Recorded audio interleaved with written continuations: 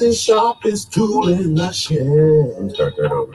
She was looking kind of fine with a finger in her eye and a face diaper on her forehead. I gotta start that over. You know, Shrek, we're gonna talk about trolls and ogres. Somebody once told me the world is gonna roll me. I ain't the sharpest tool in the shed. It's Shrek, y'all. She was looking kind of fine. She got them tight pants on, and then she had a face diaper on her forehead. I had a face diaper on yesterday, y'all. He has got something and something, whatever he said, but it ain't coming. We got fun today. We're gonna have some fun today. Big fun. So much to do, so much to see. We got to get outside with the monkeys. You never know if you don't grow. You never shine if you don't grow. Hey now, you're a rock star. You ain't black, you ain't white, you ain't Christian, you ain't you Muslim, you ain't. Hey now, you ain't American, you're a person, and you're a spiritual creature and a monkey. All need to be beside the days of Mo. Nope, I don't know the words. It's a cool place, and say it gets cooler. But you have to go outside and defy the master. All right, we're gonna get in trouble today. Free spin is real. I don't know the words. But you might, the water's getting warm, you might as well swim. The world's on fire. How about yours? Hey now, that's a face diaper. I went to the wrong movie theater. Hey now, I wore a face diaper last night. I'm pissed as I'm probably going to Facebook jail. Cause your master had me in a face diaper. Boom, boom, boom, boom. Girl, you don't even care, do you? Nope. Hey now, it's my world. I can sing, I can dance, I can. Nope, I know I can't sing, and I don't give a damn. But I'm having a good day, cause it's the end of the world. And Gerard got a chat room right here. Oh, look at that! Boom, boom. Boom, boom. We live in big tech, y'all now. Boom, boom, boom, boom. All right, good. All right, did we clear out everybody? I'm sorry. I probably shouldn't do that. I probably shouldn't stop, but I'm a father. This is what it does to. Oh, I'm pissed. I'm pissed. No, I'm not pissed, but man, I had to put a face diaper on yesterday. Some of y'all been in face diapers the whole damn time. Not the face. Because usually I had a piece of cloth. I just throw them outside, the handkerchief. I went to the theaters last night because my kids. Remember I told you slavery never stopped? The slavery never stopped. You have them things, you're going to be a slave. And so they wanted to go to the movies. I wanted to see it too. It's a movie called Monster Hunter. But our favorite movie theater, they didn't have it. So we had to go down to Springfield, go down with the poor people. And we went to their theater. Man, y'all treat y'all poor people bad. Why did you just right down and right off? What was that, Route 1? We got up to that theater. Oh my God.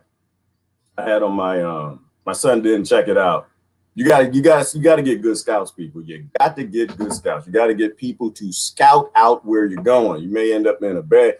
I was in the DMZ. And I got up to the thing, said, we're going to get these tickets. The last theater that had the movie. My kids wanted to see it. You know, I'm father, is what I do. And he said, oh, sir, you can't wear that in here. I can't wear what in here? I have my what's that thing called? The handkerchief, the thing like you want to rob Stagecoach. That's all I've been wearing all year. I ain't wearing face diaper. He said, well, sir, you can't come in with that on. You're going to have a real mask. I said, this is a real mask. He said, no, sir, it's got to be a real mask. Define real mask. And I started to I was going to catch an attitude. I was, it was about, but my kids were there. So I was like, you know what, man? I turned around. Actually, I was about to walk out. And I was like, damn it. So I got the damn thing and I put this retarded thing on my face. But you know what I'm going to do? I'm gonna write on the front of it in case I ever got to wear that damn thing. I'm stupid and I'm with all of them and I'm going to point like messages everywhere. Yes, and I know your colonizer said we supposed to do that for 100 days or 2,000. I don't really care how long you got to do that. Be stupid for it. Your ignorance does not protect me, and your ignorance does not protect you. All right, smoothies do that. Deep green leafy vegetables. All right, hang on. This is the chat room right here. I'm gonna bring some. Here's the problem though. The budget. We're just like the United States Incorporated. We got a budget, people. The budget does not allow but 5 monkeys in the chat room. So we're going to see how this works out. So I think what we might do is the first couple monkeys in the chat room just going to be, that's how that'll work. And we might upgrade the account where you get more monkeys. I kind of like, I like what I'm hearing about it.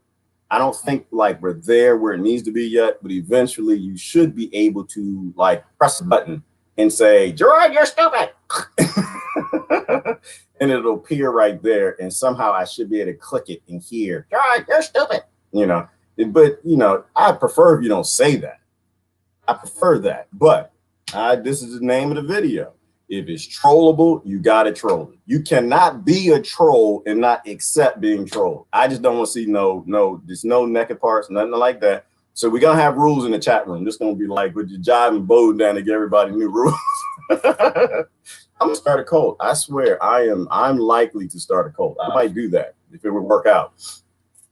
So yeah, we got to kind of keep it, you know. So we got this chat room, which is good. We'll work with that. But this is like the beginning of saying, all right, we realize that everybody here has to believe in dinosaur with wings and whatever Fauci and Gates and the billionaires and big tech and all them say. I need to go away and do real science, real media. So the days of me leaving social media, them days are coming. So I'm starting to go in that direction. So if anybody wants to go jump in there, I'd appreciate it. Just type something. Try to do an image or picture, because I want to see if the picture, the image will come up. That'll be fun. And plus, I got to look at how to register, how to get in, stuff like that. Anyway, good morning, everybody. If it's trollable, you have to troll it. It is a moral obligation. And speaking of that, I'm in jail. I am in jail. I'm still in Facebook jail. It's been in Instagram jail for the beginning of time. So they're not gonna let me out. Just like, yeah, he's not gonna. I don't know. My friends are doing videos and stuff. They're like, how come Gerard ain't never in jail? You don't see, I don't ever do any videos on Instagram. You see that, right? I don't ever do videos on Instagram. I've been banned from doing any videos on Instagram, and they won't let me out. They won't let my lawyer. He sucks. Anyway, good morning, everybody. I'm gonna talk about trolling today. I'm gonna kind of test this chat room and see if it's worth spending the money. If it actually works out, then we'll do that. But I like the idea of like calling in. Like, are y'all old enough to know what calling in, where you can just call in and chat? Hi, you're welcome to the WHR radio, something. And it, I see you, Jim. No, don't do that. Don't do that. Come on. All right. What are we doing? Trolling. Right. Trolling. Trolls is good. If you can troll it, then it's not science. Did y'all watch Del Bigtree yesterday? Del Bigtree blew it up. Anybody got some Del biggest hits from yesterday? I did ask a question from yesterday to see if anybody got that, right? You know, it was good. I was so glad he went back to that lawsuit at the end, and oh my Lord have mercy. And did he dance? That was not dancing. I don't know what the hell that was. Did y'all see that at the end? Dell was all excited. He's like, yeah. And I was like, what the hell is he doing? I was like, oh my God. He blew up the shop yesterday. He did science yesterday. And he ended up with the big hit where he proved in the court of law that you cannot say this on your website. You are a for-profit vaccination company, and you have as much to say about this as Hershey has to say about the safety of chocolate. You wouldn't ask Hershey if chocolate is safe, and you would not ask that organization if their thing doesn't cause the thing that they said that doesn't cause the thing that you got about 20 million parents who need to be suing and walk away with billions of dollars because they've been saying that thing ain't caused the thing, and the kids got that thing. And y'all know what I'm talking about? Hopefully y'all know what I'm talking about. If you don't, check out William Tomlinson. What's his name? William Thompson? William Thompson. He was the whistleblower. He said it. Dell sued it, and pretty much, as far as I'm concerned, he proved it. So, but anyway, got a whole lot of injured kids who need to have $1 billion in their bank account, and parents who've been dealing with this nonsense. Well, you know what got me on that? If y'all know what I'm talking about, what really pissed me off, oh gosh, I can't stay on this topic because I'm gonna be pissed. And if I get angry, then I'm not gonna be trying to make jokes and stuff and voices and stuff. But I'm gonna say what got me on that. When I saw the lives that the parents lead who have kids who have corporations who did that to them, what got me on that is I was always on the fence, right? You had the you call it chocolate. You call it chocolate. You can't call it chocolate. You got the pro-chocolate side and the anti-chocolate side, right? And so you got these kids, right? And they need to go, got forced chocolate. And you force the kids to get this chocolate. You force them to eat it. And so the parents stop and say, wait, whoa, whoa, whoa. Before I make my child eat this chocolate, is this chocolate safe? I kind of spent 9 months carrying that thing. And I spent 15 years before that buying roses and flowers and wine and trying to titillate, do them things, and got to a point where we can make this little kid thing. Like, is chocolate safe? Like, you know, they say, oh yeah, chocolate's safe. Somebody told me that chocolate causes acne. Does chocolate cause acne? And they reply, said, nope, chocolate does not cause acne. You see what I'm saying in this example? Are y'all getting it? Are y'all following? I know somebody posted it because my friends are arrogant as hell. They like to go to Facebook. They'll post what I'm talking about. And so the industry said, no, it does not cause chocolate. It does not cause acne. And so all the parents went and got these kids this thing. And they even began to fight the people who were anti-chocolate because they knew that that causes acne, or they suspected. And so within 24 hours, a lot of them, they realized, damn it, you got bumps all over your face, acne just popping out all over your face right after you ate the chocolate.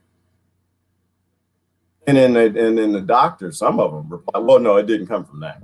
This organization's international, oh, it didn't come from that. Nope, didn't cause, you know, it was probably you. What do you eat? Where have you been? You know, this thing is, nobody knows where it comes from, and it was probably your fault. You know, the most evil thing, and I'm starting to get upset now, so I need to stop. The most evil thing to tell somebody is you did this to your child. You caused your child acne, and known as corporations, because they want to keep getting kids acne. They want to keep selling that chocolate. They want to keep lying and saying chocolate does not cause acne, and they got caught. And Dell proved it in a court of law that you can't say that this does not cause acne, and the whistleblower said chocolate causes acne. What pisses me off is that you got a lot of people who are pro-chocolate who are okay to not investigate the corporations that are giving children acne. And acne is the wrong example, because if you know what I'm talking about, it is the most, to me, the most horrific thing that you can do is hurt a child. That's the most horrific. That's when you get me upset. That's when you get me. I'm cool with I'm cool with white nationalists. I'm cool with anti-Americans. I'm cool with anti-Christians. I'm cool with anything anti-Gerard. I'm cool with the Facebook app dude, the Face app dude. I'm cool with everybody. You hurt a child. That's when we are all supposed to be upset. The idea that you would be so pro-chocolate that you would refuse to say, no, I'm gonna go with these parents and we need to demand an investigation into these chocolate companies. How goes my mind? How goes my mind? And I need to lighten it up because I'm gonna cuss. I unfortunately know too many parents who are like, for years have been trying to raise their children in a world that is not acne friendly. You understand what I'm saying? They've given up their jobs and their lives to raise these children that these chocolate companies have basically taken their lives from, taking years, and some of them their entire life. So I don't have anybody in my family that has acne, but not in my biological, direct, immediate family. I have a lot of extended family with children with acne, and they all need $1 billion in their account. Damn it, if it ain't $1 billion, you need 100 million. These people have given up their lives, the hurt and pain. There is no amount of suffering you can heal with a dollar figure to somebody who came into your life, bought legislation, forced you to give your child chocolate where they couldn't go to school, and they ended up losing their life and livelihood. Evil. Now I really got to pull it up because now, this is not going to be fun. So, and that's so hard to bridge. It's so hard to do. These are the most beautiful kids. Oh my God. So take it over to Donald Trump. Let's go to Donald Trump. So he was going to do an investigation. But remember Robert F. Kennedy? They were going to get together and say, hey, we need to investigate if chocolate causes acne and make sure all the chocolate is safe, because we can't keep mandating these things if we can't confirm that chocolate is safe. What happened to that? That happened. Did he put Robert F. Kennedy in charge of investigating chocolate? And I'm not trying to lash out and make a hit, the Trump voters. The Trump voters are family like everybody else. They are my friends. And by the way, if y'all come for them, You coming for me too. Just to let you know that. Same with the whole Black Lives Matter Antifa. Y'all come from them. You coming for me too. I'm always anti-Caesar. I will never render children up to Caesar. But you see what I'm saying? How people get fooled. A good example of that is Antifa is what they're marching out there in Oregon right now. Riots. You notice Trump did not call in the National Guard. Do you think Jive Bowden will? This is what I'm gonna tell you. I guarantee you he will. And the reason why I guarantee you he will is because whoever is in that position is used to use their blind following to affect the people who are blind following. So we don't go that far. Oh, I got a thought. Raise it, Gerard, raise it. I'm gonna try to raise it. The good thing though is all my white friends. I'm a WHOT friend, my white friends. Y'all don't have to say that Donald Trump is racist no more. We that virtual signal can come to a stop. I'm real talk. I'm gonna tell you, is nobody go in the damn chat room? Did I post a link?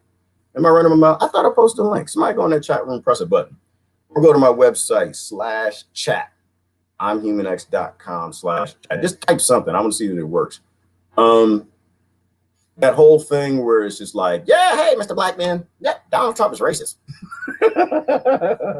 Don't do that no more. I'm gonna tell you why. I'm gonna tell you honestly, and it doesn't mean that you are racist. It just means that when you say that, I understand that's a virtue signal.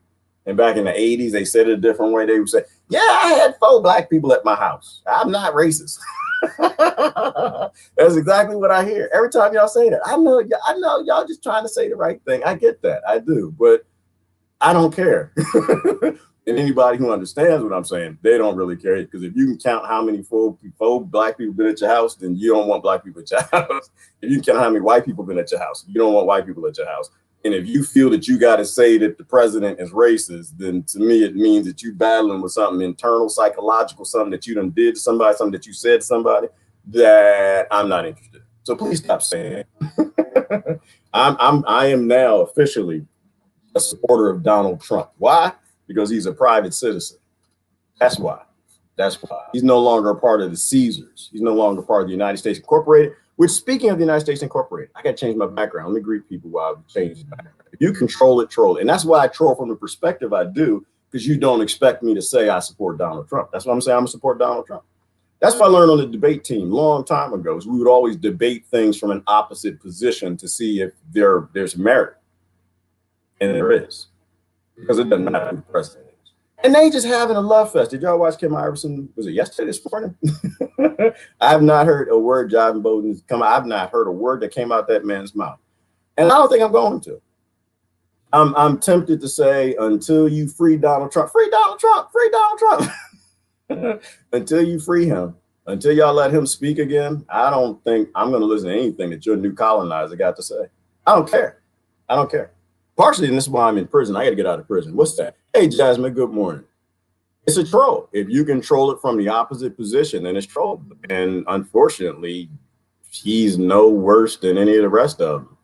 And we have to wait a few years, till the Freedom of Information Act requests start coming out. If that stuff starts coming out and you realize this man actually did not, while he was in office, did not start a war, that's different. That's different. But you do realize that, like, how people say, oh, well, you click on Antifa. And this is how America makes no sense if you think they got a government. It's a corporation. And you go, you click on Antifa's website, it takes you to the whitehouse.org. It's not going to keep doing that. That's temporary. They've used you. They've abused you. Now they're going to toss you out. You will be a terrorist organization with all the white supremacists. They use you and they toss you. I've been watching this game for 29 years of my life. They play this game. They use you and they toss you out. That's how Trump did. He used Robert F. Kennedy. And what happened? Tossed him. Nope, we're not going to investigate. You never underestimate the power of the pharmaceutical industry. I actually do think Trump meant well. I think that John Bowden means well. I think that Obama meant well. I think they're just people. They're spiritual creatures trapped inside of the monkey experience. But the problem with the monkeys is what Jasmine's saying. Yeah, we like stickers. Am I the first? Do I get a sticker? You do. Did no one go in the chat room? Y'all don't want to do the chat room thing? All right, that's fine. Forget y'all. Hey, Robert, what's going on? And I think the Face app war is still going on. But I can't see it. I can't. I'm gonna go in my own chat room and type to myself. That's what I'm gonna do. Don't nobody want to do. Let me go to my chat room. Is there some sort of psychological condition to go to your own chat room? I have a lot of friends who study psychology. I'm gonna go to my own chat room and I'm gonna type something in my own chat room so we can work on this functionality. I'm gonna say, hi, Gerard. Oh, look at that. Hey, Gerard, look at that. Talking to yourself. What kind of narcissism is that? Is that narcissism when you talk? Look at that. You just go to the job. I post a link. Y'all ain't gonna go over there. Y'all won't go type nothing. And so the good thing is, I actually, if it works out, I will post a link one more time right there. If that works out, it would be more of a prominent thing. It'll be real cool if you could like find news and send it there, or find articles or things we should watch, send it there. Or you could, you do some funny gifs. I guess you could do a face app or something like that. So we'll figure out how that works out. That's weird though. I have to adjust it. So we'll play with this and try to get this to work.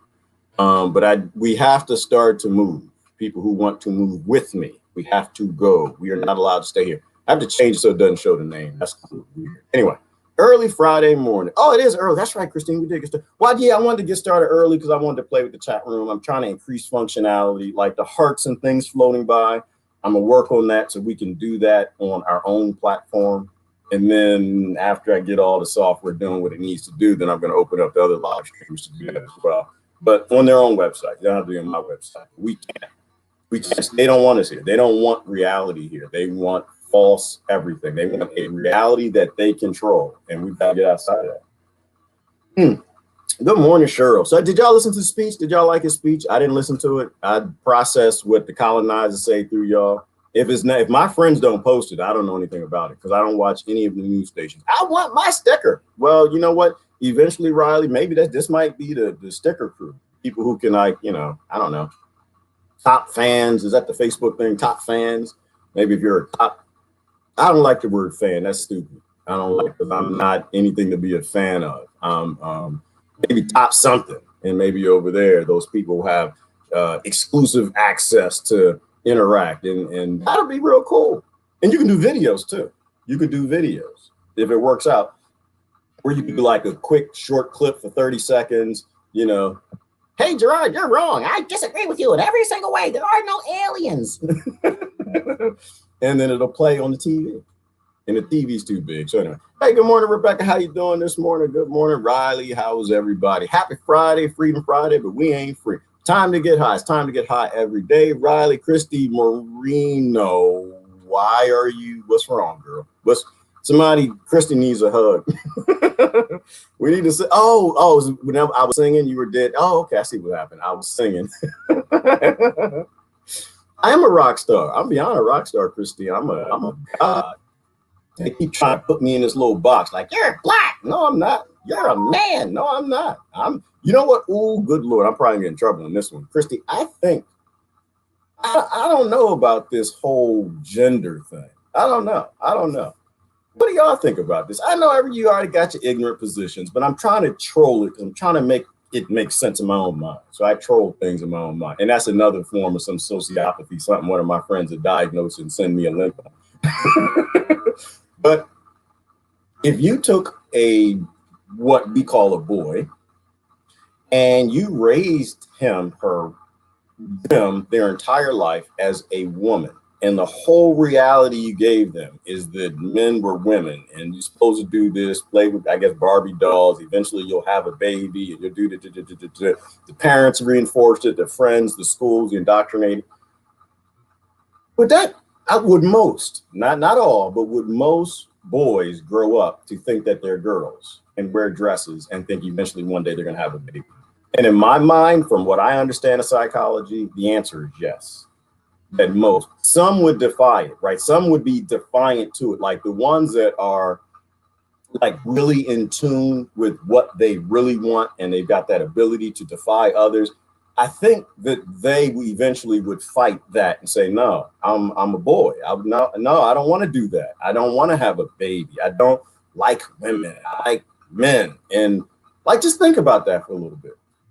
You know, I know it defies some of the religions and the beliefings and the indoctrinations and the teaching. I think children are a lot more pliable than what we think. And how I know that is most people are walking around in face diapers now and willing to go outside in face diapers now. And we are highly susceptible to influence. So think about that for a minute. Something I'm processing. You're a rock star if you don't talk politricks today. I don't talk politricks, Lori. All it is trolling, and that's actually the name of the video. It's trolling. If you control it, then it's bullshit, and a lot of people believe it. So that's what we got to do. Good morning, Ivan. Oh, that's something we have to do. I don't know. We could talk about gens if you want. I was watching a great video this morning about gens. It blew my mind that you know, the gens, the genie in the lamp. Oh, I didn't even change my background. The genie in the lamp thing. I'm not supposed to be in prison today. I'm supposed to be doing a 1871 analogy right here. This is where it's going to start out. The jinns were shapeshifters. Did y'all know that? The jinns were in Arabic and Arabia. They found these creatures, and it was a pretty well known that, hey, that's a jinn. They had like 5 different types of jinns. Some were nice, some weren't. They had their own religion. They showed, some of them even listened to Muhammad. Like they were just known, like that person's a jinn, and jinns are shapeshifters. They literally can change shape.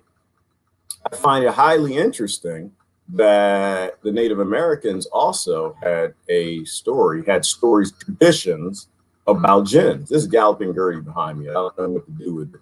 I think I'm gonna shrink the TV. Because now y'all don't even want to go in the chat room. Skinwalk, what's it called? Skinwalkers, right? Let's put this like that out the way. They're called skinwalkers, right? And so if you go to another continent of people who were never supposed to meet or supposedly weren't able to contact each other, and the Native Americans have stories of jinn, shapeshifters, and on another continent, on the other side of the planet, they also have the same tradition. It makes you wonder. It makes you wonder. Will somebody type something in that damn chat room so I don't look narcissistic? It makes you wonder. So we could even talk about jinns and skinwalker shapeshifters. And it's crazy back then, I think. No. It was crazy 100 years ago because we didn't know anything about like wave energy and quantum physics and physical matter, right? We thought that we were matter. Now we know matter doesn't matter.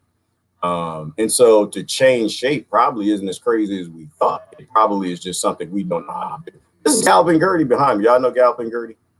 I think Galloping Gertie reminds me of the U.S. political system. Maybe the political systems around the world. If you build your house on sand, it's gonna fall. It's gonna fall. And Galloping Gertie fell like hell. Y'all, I'm actually gonna show the video. Whew. Because, like, you know, I guess right now everybody's excited. They're like, oh, yay, we made it. We can rest, sleep at night. Now the driving Biden is the president. We good to go. They're going to fight the virus. We're going to win. We're going to beat the common cold. We're going to all be okay. And everybody's excited, cheering. Somebody sent me a text this morning. Oh, Tuesday was so beautiful. Oh, my God, I feel so good. You know, it's just like, yeah, I think that's Galloping Gertie. They constructed the house on bullshit. So you think it's a government. It's not. It's a corporation. And Galloping Gertie, when you see the bridge doing this, you see. I'm gonna go straight to the video. Hold on. Oh, look at Ivana's comment right there. Creepy Joe's gonna save us all. Well, I guess, and that's what they're saying, right? On the news, everybody's excited. They think that this is over. Like, hey, racism's over. And it's like, no, it's gonna get worse. That's a part of the system. Let me play it right here. Let me move Galloping Gertie over here. It was a famous political system that was built on bullshizzle. And any bridge built on bullshizzle eventually will fall. Galloping Gertie eventually fell, which is probably a good thing. So like that. There you go. Man, Galloping Gertie. There you go. In 1871, they started working. It's technically Tacoma. It's the Tacoma Bridge. But in 1871, they started building it, you know, climbing up, you know, getting the legislation right. Oh, no, this isn't going to work. This is a republic. The people have the power. We don't like that. We can't control them. We can't get them to be stupid. We can't buy the media. We can't buy science. We can't buy what we need to. So we need to create this law and take this republic and make it a corporation. You can't control people. You can't really, it's hard to control a government. It's easy to control a corporation, especially a bankrupt one. And this is them right there. They're building the United States Incorporated. And they're putting all the hooks in where it's just a corporation like, oh, yes, okay, we put this together. You know, you got your Supreme Court, you got your president, you got your Senate, your Congress, everything that the Republic had so people would believe it. You know, and here's the grand opening, 1871. They're going across like, yeah, look, it's stable. Look, you know, this is good. You know, until the wind started blowing. Until down the road, we realized what? That would be 1913, 1933. Finally, you know, the wind started blowing. Because the international billionaires, you can't control a corporation. You can control a corporation with money, but a bankrupt corporation, you can do anything you want and it'll do everything that you want. And here you go, right here. When they start to realize, you know, something ain't really right with this bridge. When the winds start blowing, like something ain't right with my country. Like I got a police state. We're getting in wars. You see it starting to move. We got, can I make that bigger? We got a police state. We're having some problems. This isn't making a whole lot of sense. Why in the world aren't they responding to us? You know, civil unrest. People don't have rights. Doesn't seem that nobody's counting the votes. Oh, look at this election. Okay, all right. Well, we're starting to see some problems. Hang on. Let me move it forward. I'll play the whole video. And then, you know, you have people like me start reading the laws like, you know, is this bridge supposed to move like this? You know, is our for-profit corporate chocolate corporation supposed to be dictating to us if chocolate is safe? Like, this is weird. Like, the water used to be clean. Now the sturgeon are dying. The planet, you know, the waters are rising. They say they're fighting climate change, but they got these geoengineering weapons, and you start to see that, oh, wait a minute. Maybe we need to stop maybe we need to stop driving over the bridge. Maybe we need to stop consenting to it. Maybe this thing ain't looking as stable as supposed to be. I took civics in school. We're supposed to have a republic. You're supposed to respond. When I call you congressman, you're supposed to be scared. And nothing's happening. And people are still using the bridge. Are y'all getting this analogy? Or I sound crazy? Probably both. And eventually Gallup and Gertie, you like when the wind really get to blowing like this, like, oh my God, that's racism. Are y'all getting that analogy? Like, oh, whoa, this isn't supposed to be happening. Like, what's going on with this? People upset in the street, kids fighting with cops, burning the cities down. What the hell is going on? Like, this isn't, you know, this isn't what we signed up for. Why isn't the government responding? Why isn't the bridge working the way it's supposed to? Because billionaires are making money. They make money doing this. Oh my God, the common cold came. They're locking everybody in the house. When did you get the power to tell me how many people I have in my house at Christmas? And eventually the bridge will fall. But you know, the thing is about relying on a corporation. Look at this, look at this, look at this, look at this. And people, it's a car on the bridge. Do y'all not see the car on the bridge? Is this not an example of the education system? Like people are like, yeah, this is okay. I'm gonna keep eating sugar and I'm gonna wait till the big corporations that cause the problems create something to solve the problem. And somebody's car, and then eventually it fell in the water. All right. If it's trollable, troll it in that example. If you can troll it, you need to troll it. Why? Because if you build your house on sand, you're going to die and you're going to take a whole bunch of people with you.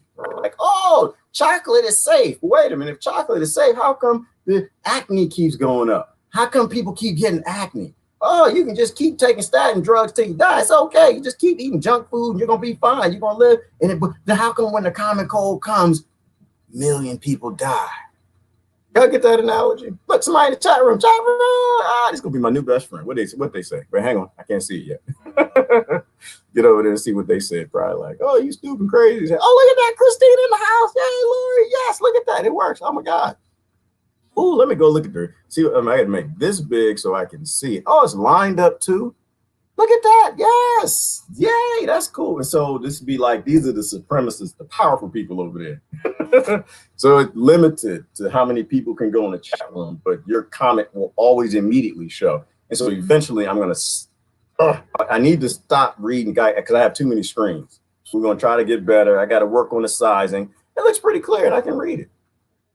Hello, I found it. Good, good, good. I love it. Thank you for testing. You could change your image. This is actually the same software that Big Tree was using yesterday.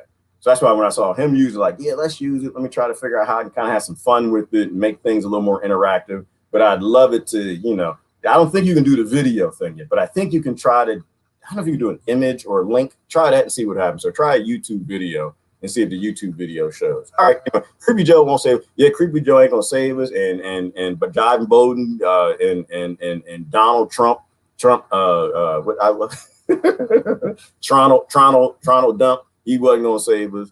Obama didn't save us. Bomb us didn't save us. Only we can save ourselves. Only we can save ourselves, Ivon. That's a good thing too. Look at that. Oh yeah, big tree.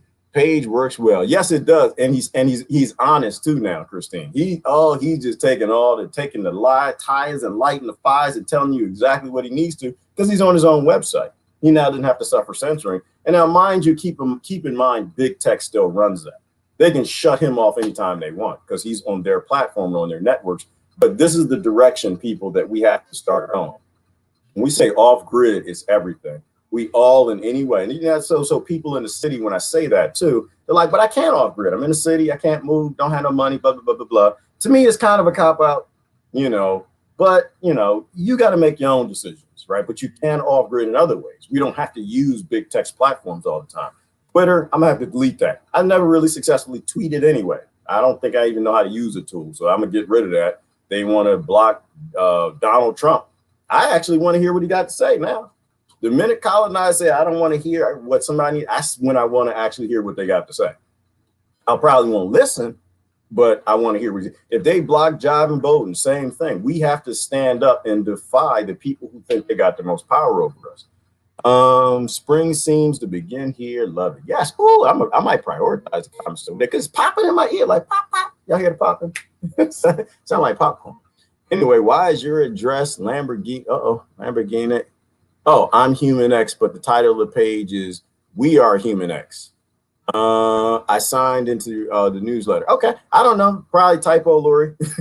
I'm busy in life. Slavery is hard. Slavery is hard to try to do this and maintain stuff and get ready to move to a warmer state, you know, build my own community, do my own thing, get away from their infrastructure in that way. I get busy.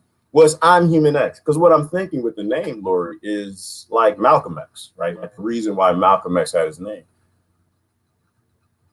because he didn't know who he was, right? You know, and it was more in an African narrative where, you know, he was Malcolm X. His first name was Malcolm, but X, he didn't want to have his slave master's name. But we are all Human X, and that's where that name, that the way I process it comes from. We don't know who we are, you know. We all were abused. All of our great-great-grandmother, great-grandma, great-great-great-great-great, they've all come from abuse and slavery and changing names. I mean, women, you know, just as a default, like this idea that you have to have the last man's name is insanity. No one knows who anyone is, you know, from a barbarian into empire perspective, but also just a woman marrying someone. We're all Human X. And so I like the name I'm Human X. And that's kind of where that came from, is we need to be X. We need to stop being all the identities that they use to play us against each other, right? When we figure that out, we might get somewhere. So I like the name X. We are all Human X. That's all you are. You're Human X. But you are a spiritual creature having a human experience. And when you get too involved in the identities, you forget why you're here. We all got a greater purpose, and you got to find that purpose. But you're never going to find that purpose working in corporate America and slaving away for stickers. Congratulations, America, you're president. Yeah, that's not, oh, good Lord have mercy. I think that's the nicest thing that you can say, Riley. It's worse than that. I don't think, no, I think that's the beginnings of the issue. Because I know a lot of people, Riley, that have dementia and they do not sniff children. There's something else going on there. And I personally think that the person should get some help. I don't think they should be, I think it was abuse that they would put him in the light that they're doing. I think it's wrong to take people who aren't capable of things to put them in places that they're not capable of doing. He's going to come under massive attack. And the amount of drugs they're going to have to give him to keep him cognizant. Like, wasn't he like struggling just to read the teleprompter a few months ago? You know, but of course, this is how this works. You're not a Human X. You're this, you're a Democrat, or you're left or liberal, whatever. I guess the liberals saying they're not actually left. However, all of that works. But you're willing to take a person who should be, to a degree, getting help, and you're putting them in a position that is probably the most difficult position to be in. that I don't know, maybe or maybe not, could cause some significant problems. I mean, I'm still in the camp. I don't think it really matters too much who the president is. I think that they can set conversations. I don't think that they get to decide things for the billionaires and trillionaire families. But I agree with you. That was a bad move. Bad move. Saw a flock of robins yesterday in front of my house. Oh, did you now? In Belgium. Woke to my neighbor announcing, happy, finally a woman vice president. Yeah, they are, Jennifer. They celebrate. Let them get that love. See, the good thing about that too, Jennifer, is like you just let people lift that hope up, and that sucker is it's like a draw. What is that thing where you go to the circus and you sit on top of the fish bowl, the water, and everybody throws baseballs and you try to hit the target. If you're not in America, this is what we do for fun. You go, you get your date to sit on top of ice cold water and there's a target and you throw the baseball, you try to hit it. It's good to lose hope. You go ahead and climb up on the lever above the water. And you're like, oh, my girlfriend, she can't though. She cannot just at all. At all. Your hope is lifted up. I'm gonna stay dry. It's 30 degrees outside. Next thing you know, she get that thing together, think about boom, hits the thing, you fall in the water. It's good for people to get their hope up and drop. Hope drop, hope drop, hope drop. Jennifer, I did this my entire life, and finally I realized that politics is bullshit. These people, something is wrong. They never do what they're supposed to do. Not enough of the time. They do not do what they're supposed to. And I know my Trump friends are like, but Donald Trump did it. Is Hillary Clinton still in her mansion? Did she get arrested? Huh? Did Obama get arrested? Did any of the war criminals get arrested? Or did Trump become a war criminal? Think about that answer very carefully. Think about, the fact that bombs have still continued to rain all over the world, except for that executive order that said that we just don't get to know where those bombs are raining. Think about it. It's hard to say that you're fighting pedophilia while you're dropping bombs on babies that can't even get out their crib. All right, so think about it. Just think about it. I don't think we should have heroes. That's my perspective. But Jennifer, let people celebrate and be very clear and troll them when it's obvious that they're about some bullshit. When they make Antifa and Black Lives Matter, when Jive Bowden makes Antifa and Black Lives Matter terrorist organizations, and you see who's that guy, Brennan? Not even sure who he is. The name's familiar, but now he's like big ties, like FBI, private army, security.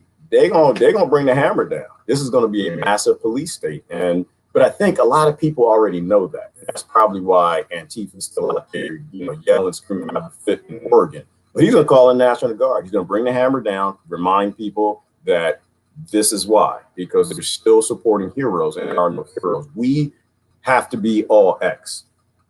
Until we drop the identities, we're going to be easily playable. Anyway, ghetto Springfield. Oh, sure, Springfield? Yeah, I went down to Springfield. That's what I had to have. I'm so pissed off. I didn't wear it though. I could see the virus in Pennsylvania. The way it works is if you're standing, it can get you. But when you sit down, if you have a drink or some beer, some popcorn, candy or something that causes the comorbidities that kill you, it can't get you. So I wore it to go in. I was pissed. The guy knew I was pissed. Well, sir, would you like to join up for our membership? And he was, we got this and the gold membership. I said, I ain't coming back. I'm not going to come back. You're going to make me wear a piece of medical device. Do I have a disclaimer that I need to sign? I've never wore one of these things. I think I still got it. I'm gonna make some. I've never worn this, sir. And everybody I know in the medical profession, and Lori is one of them, so you got to fill out a disclaimer to wear these damn things. And are you qualified? And he was probably like 17 years old. He had his boss behind him. Well, we got spare ones right back here. They're only 99 cents. I said, it's not about the 99 cent. I'm here with 3 boys. It ain't about the 99 cent. It's about you're about to embarrass me in front of them. But I'm explaining to them later that your father would do anything for you, and I will never come back to your establishment.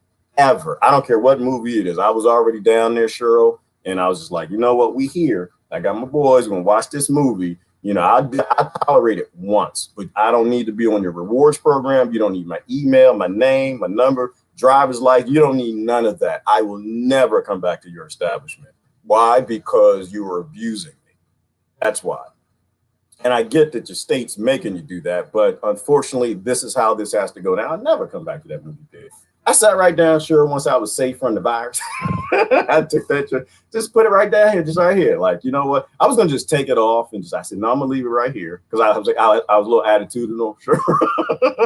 And I know me, and I know when I get upset, my son looked, he's like, Dad, why don't you just take it off? I was like, no, I'm not gonna take it off. I'm gonna leave it just hanging right here. You know, if they say something, oh, I'm drinking, I'm eating some chocolate or doing something. But, you know, if y'all say something to me, it might be a fight because it's a coming fight, sure. I want to be the hippie, oh, just love everybody. No, I ain't never going to wear no damn. I'm not going to wear a handkerchief, face diaper, nothing outside. I'm going to breathe my oxygen. And if it's a crime to breathe oxygen, it's going to be a fight. I'm telling you now. That's why I have to leave here. I have to go to a place where people are human and they're organic and they breathe oxygen because I know me when I get upset. All right. On the end, people will realize they need help. They need to help themselves. Yeah, they do, Christine. Nobody's coming to help. Oh, and the alien said that, Christine. Oh, good Lord. We could go to aliens today. Who was the prime minister of Canada who said that, oh, man, these things are up there? The defense minister, Paul Hellyer. He's the one who's the ex-prime minister of Canada. Said, oh, yeah, these things are up there. They're flying around.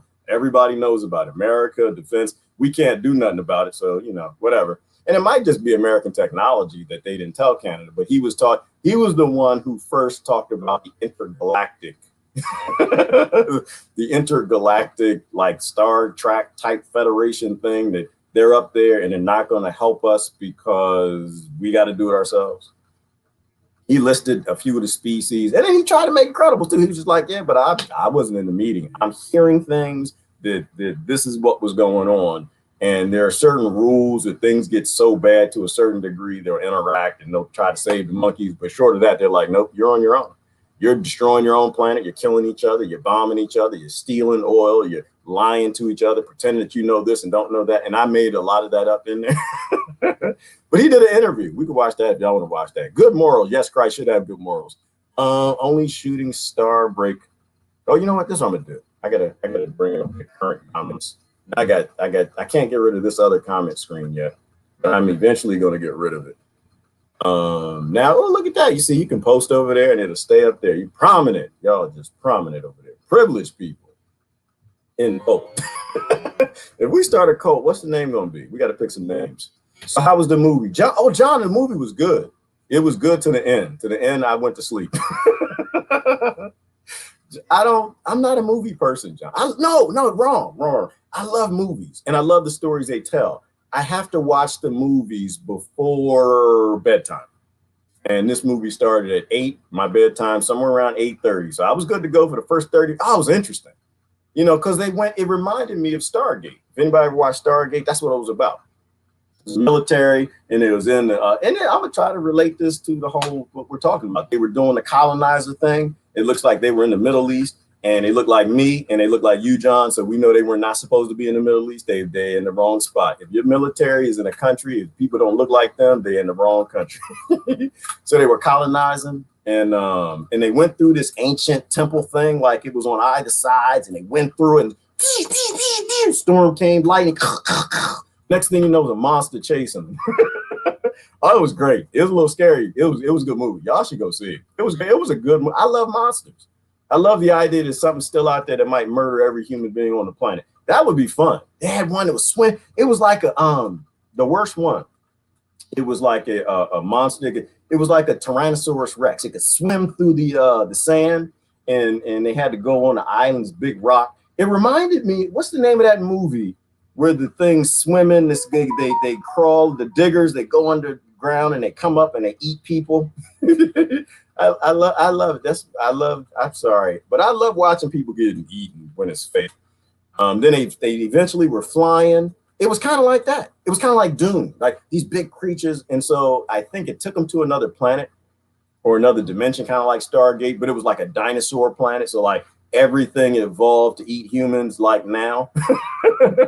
Viruses evolving to kill off the people that eat too much damn sugar and junk food and don't know what real science is because they listen to Bill Gates too damn much. No, it was like a Tyrannosaurus Rex or a Spinosaurus. Oh man, this thing was ugly. Take a Spinosaurus, a Tyrannosaurus Rex, and made it Like the Democrats and Republicans, how they pretend like they're not together, but they always doing that thing. but in public they act like they're not together, but they're always just on footsie with the creature from Lord of the Rings. What's the name of the creature from Lord of the Rings that you shall not pass? Boom. That one. Do not screenshot that. if you put a Tyrannosaurus Rex, a Spinosaurus, and that creature, Balrog, together, that's what the creature looked like. Oh, it was awesome. It was a woman too. So I loved it, John. Oh man, she's good. All the men died. They was I'm spoiler. I loved it because and she wasn't like the I hate it when the women in these movies, they just pretty. Oh, they fighting monsters and they doing kicks.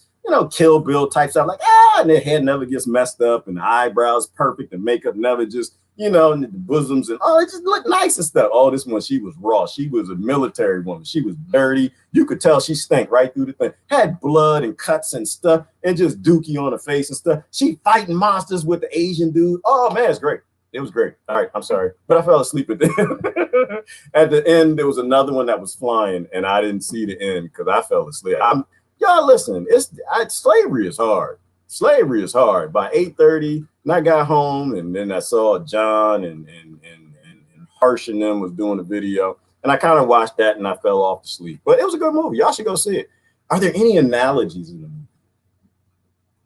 If I had to analyze it, I would say, based on what I saw, I would take it back to there can't be any closed source anything. Everything's got to be open source. There can't be any secrets. Because, what if that's true?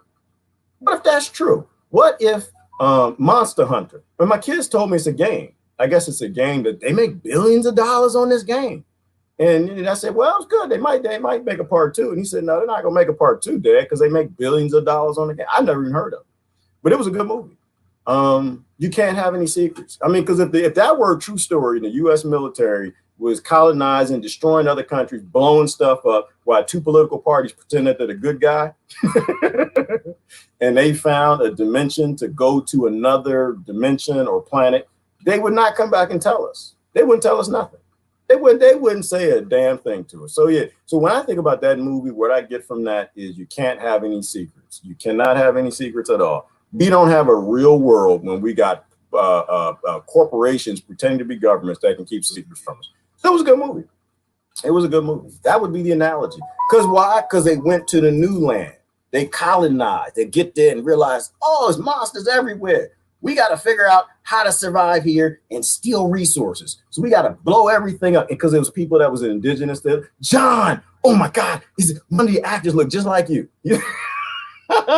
He does. I'm sorry. I know this is wrong. It might be a little racist, but he does. The captain of the ship. Did anybody see the movie Monster Hunter? Or y'all stay at home? Y'all scared of viruses and in the movie theaters? The captain, he actually reminded me of you. I was thinking of you because he was a little rough, scraggly. He's a nice guy though. He was a nice guy. He wasn't nice to her at first. He was not nice. Oh, good Lord, does this fit? Is Lori here? Lori's right there. No, he was not nice to her for no, John. He kicked her in the head and knocked her out. Something. It was crazy. But they became friends later, and they was working together, fighting monsters. But no, if the colonizers, they go to the new land. No, they're not gonna tell us. They come back lie. Say, well, we was in the desert, wasn't nothing out there. It was dusty and some dirt, some rocks, and wasn't nothing there. So y'all just keep working, paying your taxes, be slaves. Same thing. They went to the moon. That's how I know the moon is full of minerals and golds and beautiful women, all kind of fun stuff. Men with your 6-packs, whatever. It's all that stuff up on the moon. That's how I know it's up there. I know because they came back and said, ain't nothing up on the moon. Ain't nothing. It's just talcum powder. You lying corporation. Y'all lie like hell. We ain't never been back. Lying like hell. The Spanish, they came to the new land. They're like, we're in South America. What's in South America? Y'all just got back on the boat. What's on over there? Oh, ain't nothing over there. It's just some monkeys and trees. Ain't nothing, no dirt. Viruses. Yeah, you don't want to go over there. Y'all just stay here, keep paying your taxes.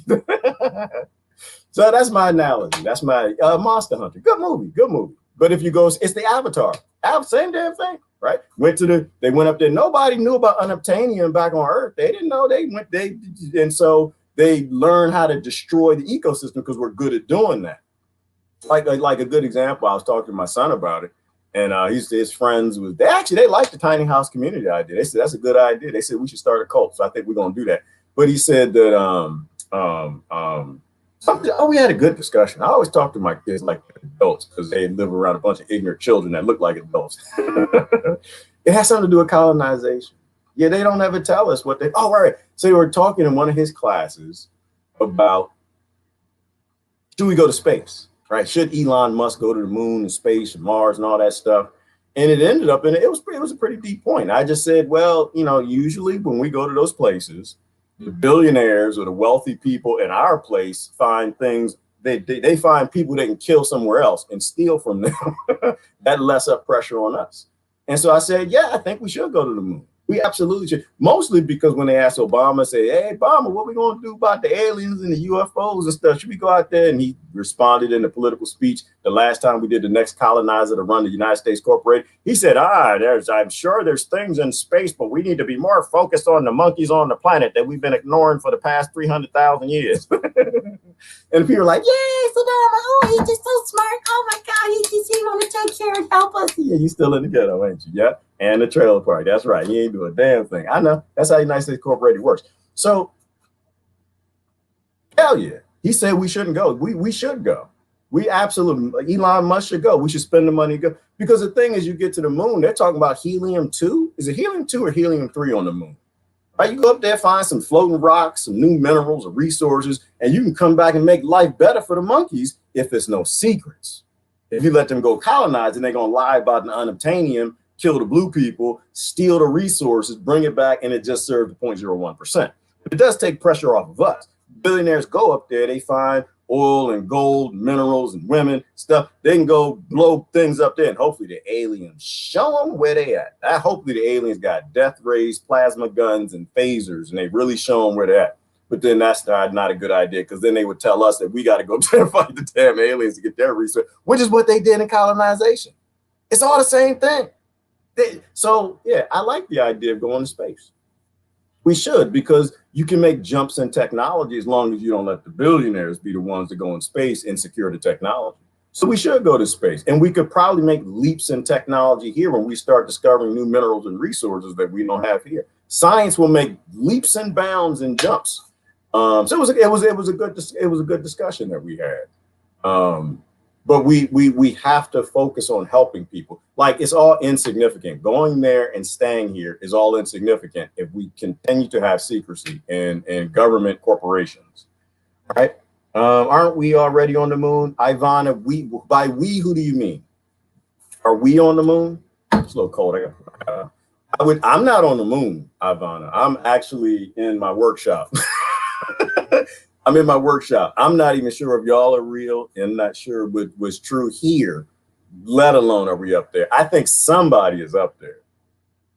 I don't think they're being honest about what's up there. That's what I think. I had my friend Donna Hare, and she already said, yeah, there's something is up there. It's probably us and something else. But I'm not on the moon. They don't tell me. I'm not on their email list. They don't call me. All they want me to do is keep picking cotton, and they keep taking resources. They keep giving me more debt. They keep locking things down, making things hard. So I'll stay focused on Earth. And that's why I always look to the space. I always look up. I think that if we know that there's a new land, it's hope. Like, think about the poor Britons in the time they found a new land. Think about the poor Irish folk, all the kids on the street before they made the kidnapping laws. They grabbed the Irish kids and sent them to America as slaves. Kidnapping laws. Think about the hope the new land brought them. Hope is space for me, because I can get the hell away from y'all. Not y'all, but just this planet. I don't like the monkeys is rough down here. And they're not too smart. They watch that television and stuff. It's just, if it's new lands and other, monster planets with the dinosaurs that ain't as big as us, it might be interesting. So it was a good movie. Speaking of picking cotton, I need a job. Well, man, I need a job. Any openings? Yeah, and that's a shame that you need a job. You shouldn't, because your government's flying around things that they're calling UFOs. All right. Robert Walker said he's real. Robert, prove it. Cite your sources. How do I know you're real? Where's a link? Does Bill Gates agree? Is that science, Robert Walker? Gandalf. Yeah, Gandalf did it, Christine. Gandalf was the one who put his thing that's, you shall not pass. So we probably are. I'm not, I got flat earther friends, Ivana, who say that we never went to the moon. I think they went to the moon. the 0.01%, and they keep going back to the moon with people they say is our enemy. They keep going back to the moon with Russia and China, and they hanging out, having Mai Tais and stuff. North Korea probably up there. They hanging out with the terrorists, ISIS, Al Qaeda, everybody up there just partying, having fun, and they convincing us that we're struggling against them down here. That's what I think. And we're in a conflict, brother. We're just, their economy and their currencies and blah, blah, blah, blah. I think the world is a stage. I think it's all bullshit. All right, start telling people to wear 3 masks. They'll do it, Riley. Don't even say that. That's like triple protection. That's like wearing 3 condoms. I must stop them. Yeah, it's not going to work. That's not how that works. Anyway, had the same problem. Had a shawl, and the owner said, you need to wear a real one. Went away. Yeah, and Christine, so I think that's what's coming. She's talking, if you're late, about the I got trapped with the slavers last night. I had to wear a damn face diaper, so I was a little pissed off. But I'll never go back to that theater. I think that's coming, Christine, because I think they want to regulate it. Right? They want to regulate it so that, oh no, you can't just wear anything, because you got people who just wear the it's like silk, not silk, see-through fabrics, and got other fabric makers making them, and eventually say, no, you can't wear that one. You need to wear this one. Why? Because my cousin owns the company. It'll be Jive and Bowden's niece who makes that mask, and she's got a lock on the fabric, or the dude. What is the dude that smoked the crack that all the black people's like, yeah, you should let him keep his privilege. Don't put him in prison. Just put the black children in prison. Let them go to prison for crack. But Hunter Biden, oh, he's fine. Just let him stay out. Remember they hid that story? Yeah, I have to slip that in everywhere. So I think they're going to regulate it. I think that's how it always works. The good old boy network is how it always works. And they got a bunch of slaves as happy, slave minds, not slaves, slave minds, who are happy to let the master get away with it. And that's how cronyism works. So hell yeah, they'll crony it up. I think they're going to crony it the hell up. Oh, Shrek. Hold on. I love Shrek. Ogre. Because this is a part of the analogy. What's the name of the video? If it's trollable, if it's troll enable, which means if it's off, I dragged and dropped that in the wrong place. I can get used to this. If it's troll enabled, you got to troll it. Right. In that analogy, we're the trolls under the bridge, right? If what they say is false, then you got to say that it's false. If what they say is only part true, you got to get out from under your bridge, collect a toll. I believe in trolling. Trolling is important. The iron sharpens iron, right? Iron sharpens iron. And that's what Del Bigtree does. He's a troll. He's a great troll. He's trolling science with science. He's trolling pseudoscience with the opposition science. And together that comes together makes the science. But that's what they'll do, Christine. So I think they're going that way. They're starting to say, well, no, you can't wear that one. You got to wear this one. You're coming in Sears. You got to wear the Sears mask with the Sears logo. And like cronyism and creating a whole new way to embezzle money from the population. Oh, to come in my store, you got to wear my mask, right? It's got to be a giant version mask. And that's how the cronies make that money. So that's why, Christine, I gotta go. I can't have nothing to do with this craziness. Buenos dias, good morning song. All right. Oh, wow, goodness, that's a big number. 500 million days to slow the spread. The spread ain't never going to slow. They're making trillions of dollars. Right now, you are witnessing disaster capitalism at its finest. That's not going to stop. Oh, and Trump's last day, he pardoned 143 people, including Lil Wayne. What did Lil Wayne do? Kodak Black. Who is Kodak Black? And other rappers. Oh, but he's racist. Oh, did he, Christ? Did he? I don't know anything about that. I need to look at the list. Is there a list somewhere? Oh, I love it. Oh, Christ. You right on time with that one. Because you know what that is. That's a troll. Are they all black? They all got brown skin? Did y'all got the list? I mean, I can't read the list because I don't know who he needs. You Big Babaloo, I don't know any of these rappers. Gangster rap was the last rap for me. Before that, rap was fun. After that, it's like, all right, this is going the direction I can't get down with. That's funny, and that's a troll. Those are his friends, though. He grew up. Those are his friends' kids. This is what I was trying to tell people, Christ. He grew up rapping, dancing, and singing with all the black people, and he was on all the albums and everything. Bobby Brown's movie, and all of a sudden now he's racist. Like, no, that's a galloping Gertie. There's something wrong. That's not a solid foundation, right? And then with the galloping girly, then you troll it. So I guess on his way out, he trolled it like he's racist, yeah, but he just let a whole bunch of black rappers out. Why? Yeah, because he used to party with the parents. But you're too ignorant to realize that because you watch that damn television. Turn it off. It's making you stupid. It's making you think a bridge that dances and sings, well, ain't no music on, is going to stay stable. It's not going to float. That's a good example right there. Absolutely. I'm out of Facebook jail finally. Good that you're out, Andrew. Good to see you, y'all. I just told my patient on the phone the same thing 10 times, literally. What'd you just tell him 10 times? Literally? That's a good one, Christ. You know, but, you know, it's still a part of the show. It's still all show, you know, but I find it to be interesting. But, you know, he jumped up in the black vote, right? He doubled his black voters, which should make it obvious to anybody who's still on this narrative that Donald Trump is racist is crazy.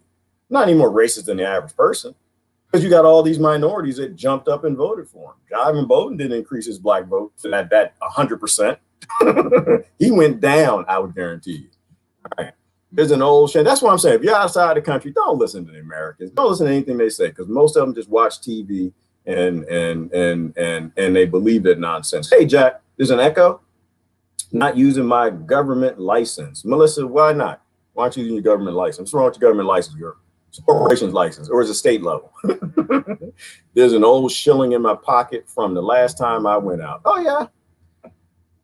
I've been out every day, Riley. I've been out every day since it's begun. I'm not interested in the little narrative that they got going on. Corrupt. Yep, it's all corrupt, Melissa. Oh, so okay. So yeah, so give it up. Give it up. Good morning, Jill Johnston. How you doing? How's California doing? Y'all still there? Y'all sink into the ocean. I thought you don't go to jail because you're CIA. Oh yeah. That's what Walter said, because I talk about free energy. He doesn't like that. He's like, Gerard, what are you doing? Why are you talking about aliens and UFOs? You know, that's you're a distraction. It's like, no, I'm just not saying what you want me to say. Oh, look, I got my shirt on. Y'all see Nautica jeans? That's okay. I can wear that. I show that look because they probably went out of business like 100 years ago. Don't nobody make no Nautica jeans no more. I don't think they do. I bought this shirt. It's at least 20 years old. I don't buy shirts, like I said, but I just in case anybody saw the logo, I don't think you can buy Nautica jeans. That'll show you how much I do not consume much. Yeah, no, I've been in Instagram jail since the beginning, Lori. I drank a pot of coffee, took a crap. That's good, Lori. I'm not Lori. Who's that? Riley's supposed to take a couple of those a day. Thanks for sharing. What did I share? Oh, everybody. Yeah, everybody else. Thanks for sharing. I can still practice my way without it. You can still practice your way without what, Melissa? How long till our friends who took the blank turn into cyborgs? Alexander, I don't know. I mean, my jury's still out on that one, brother. My jury is still, because I don't know. I'm more looking at the medical professionals, right? Because here, Alexander, half of them took it and the other half was like, oh, hell no. Half of them took it and the other half was like, yeah, no. Even the ones who are pro-chocolate. You can replace that word for chocolate. They were like, no, I'm watching them. Those were the bold ones, right? Because if you talk to the medical professionals, like there's a whole narrative now to get everybody getting them, and some of them probably taking it twice. I think you're going to get your first zombies from that community. Anything else? Like take pictures of them, supposed to do videos of it, and they'll promote it. And so, you know, the hospitals and everybody's using this to make money promoting it. So, you know, in terms of cyborgs, I would say that they already are, if they're a Pfizerian or Modernian. Johnson & Johnson is a standard form of the 1,3 type of chocolate. So they're still human. But the other ones, it would be immediately. Because then at the hydrogel, this is what we're talking about. The hydrogel that DARPA put in there, like they're already, the minute that it was injected, that's it. Their DNA was going a different way. So they're evolving a different race of humans in a synthetic path. So that was immediate. Immediate. And we talked about that yesterday. There is a normal form of chocolate, a holistic form of chocolate that they first discovered from the very beginning, that if you took a little piece of something and put it in somebody, you get an immune response, and it was natural and organic. But now they're not doing that. They're synthesizing things. And this wasn't even one of those 3 synthesization methods of making chocolate. This was a completely new thing that you can't even call a chocolate. So they immediately, as soon as they got it, they were. The real question is, do they turn into zombies? That's when the fun part starts. That's when it's going to get interesting. He schooled the stupid young judge. Oh, yes, Ivana. Oh, my goodness. Wasn't that great? But that was a good example. Thank you for a reminder on that. So we're talking about Big Tree yesterday. And so what happened was, let me remind myself. They applied for PPP or PPE, or they had the PP or something. I don't, drink a lot of water. So they applied for the stipend, stimulus, right? And I guess there were a couple people in the UK and America, anti-chocolate people, people who were not anti-chocolate, but they're saying we need to question chocolate because kids are getting acne and we need to stop this. We love children. We want them to live free and not be enslaved to lives where their brains aren't working as they should before they were hurt by the chocolate companies. And so they were calling because they were trying to get them. They were trying to troll them. That's what it was. And, that fits with the message. They were trying to troll them, right? So they called him up. There was a couple of different networks like, hey, we're going to interview Del Bigtree because he's an anti-chocolater, and we're going to make him look stupid because obviously chocolate works and chocolate does not cause acne. Chocolate is safe and effective, and we've known this. And it was a good example, Ivana, of everybody's bullshizzle. Like when you get everybody together, you get this group think going, and the media, they actually believe this bullshizzle. Like they act, because they if you've never like listened to the opposition, then you don't know how ignorant you are. And so she tried to interview him like, oh, this is going to be easy. This is my job. I'm a journalist. I'm an interviewer. I'm going to beat him up, blah, blah, blah, blah, blah, because science is with me. I know the science behind chocolate. And Del laid her out. The woman had to get, I got another interview. And then somebody called in midway. I think it was one of the other scientists called in midway to explain. She was saying things that were completely wrong. We know they're safe, and no, they're actually not. And then she's, oh, well, this is going to stop the spread. No, it actually isn't. And the corporations tell you that this is not designed to stop you from getting the cuckoo virus. He nailed it. But the beautiful thing is it's a good example to us that they actually believe this. And I mean, me personally, I needed to see that, and I needed it reinforced that the people who are scared of cuckoo virus, they actually believe their bullshit, and they actually believe that it's settled, that science is settled on chocolate, or that science can even be settled. So I would guarantee you that a lot of those journalists that were interviewing him watched his program yesterday, and I think it's going to bring a change in them. Corporations don't give two damn. They don't care who's watching. They are buying advertising space on those networks, and they are going to continue to do that. And the owners of those networks will continue to have mostly pharmaceutical commercials. So there will be no anti-anything. And I don't even think they showed the clips of the interview on the air. But it was good. It was good. It was a good example of, no, you're not with science. But where with science? No, actually, you're not. You're with ignorance. You are actually with pseudoscience. You are listening to corporations lying to you about their product. But the who said, well, the who, but the who. You know that they're a for-profit vaccination company, right? They're a for-profit chocolate company. Hershey's not. It's Hershey say it's chocolate safe. Hershey's gonna say, yeah, hell yeah, it's twice. It's safe and it's effective. Make you fly too. Damn it, won't even get gas. And of course, it does not cause acne. So it's a good. I thought it was great. I thought it was a good reminder. Poor girl, she couldn't stand not even 55 minutes. Yeah, I mean 5. Well, they set her up. But it's good, Christine, because when you look stupid, I'm glad he played the video. Nobody watching mainstream media see it. But when you see that video, and it makes it obvious, like, wow, like, yeah. I know you're big and bad, don't you? You think you're tough, don't you? That's how that works out. Robert Walker, you remember when we were kids and you thought you were tough? You go to the new school, elementary school became middle school, and you're interfacing with a whole group of new kids, and you thought your bullies were bullies, you thought they were tough, but you don't realize a whole nother school out there, elementary schools come together, middle schools, and their kids are tough too. Like, yeah, our bully's gonna beat your bully. Our big guy is stronger than your guy, and it's just like, yeah, you'll get set up. We started interfacing Robert with the kids that would go to Southeast DC. These are the kids that Jive and Bowden destroyed with the crime bill. Those kids not only grew up on hip hop, they also grew up with no food. And these thugs were real. We took a fake thug from the suburban area and we joined with them. And we thought we were tough. And they showed us exactly what the crime bill was designed to do. To make monsters. But she thought she was tough. She went into it. She thought she was, and he showed her the way out. I saw you there yesterday. I heard the new okra. Like, oh goodness. Hopefully they got one. Hopefully they got one. I ain't gonna take it. I just don't eat okra. That's like snot rolled up with some doo-doo juice and grease and some pee or something, and it's just gooey and nasty and grinded up something nasty. And then nobody should be eating no okra. No, I don't need no okra. The vaccination, because I ain't never gonna eat no damn okra. I don't care whose mouth. You could take the finest woman on this planet, woman to just make me just you know. Hell no, she chewing up that okra. Hey Gerard, oh man, you got to get that out your mouth. Nope, you ain't kissing me. Hell no. You got to get you some bleach or something, clean your teeth, get the fight the cavity creeps. Y'all remember the cavity creeps? You eat okra, it's like little ogres in your mouth, dancing, party, having sing, dancing. No, hell no. No. They can have that. They can. I don't need a cure. I don't need any cures. I stay away from stupid stuff. I stay away from stupid stuff. Anyway, he's a winner. Yes, he is. Winning, big time winning. Win. Hey, Diane, good morning.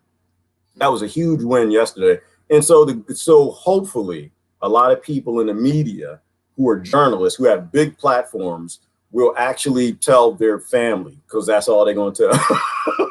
The network will not let them go and say, yeah, we went to interview L Big Tree. He's an anti-chocolater. Did y'all know that he sued the international for-profit chocolate company that everybody used to understand health? And he sued them, and he proved that they can no longer say chocolate doesn't cause acne. They can't say it. They removed it from their website. That's suspicious. No, the journalists are only gonna go say that to their family. They're not gonna say it online. They're not gonna say any of that on air. Oh, good Lord. Our cult names is the Okraites. Yeah, we need to be a cult. Yeah, ain't no okra allowed at the cult, Andrew. Ain't nobody growing okra in there. Let's talk of Voxen. Oh, for one blank, forget the trillion other ones. Yeah, and so that is what, Riley, I don't think people get, and I don't think they see that this is just normalizing somebody injecting you with chocolate. So I don't think that if I were a chocolate company and I owned a chocolate company, I would make sure the first one to normalize everything would prove that chocolate is safe and effective.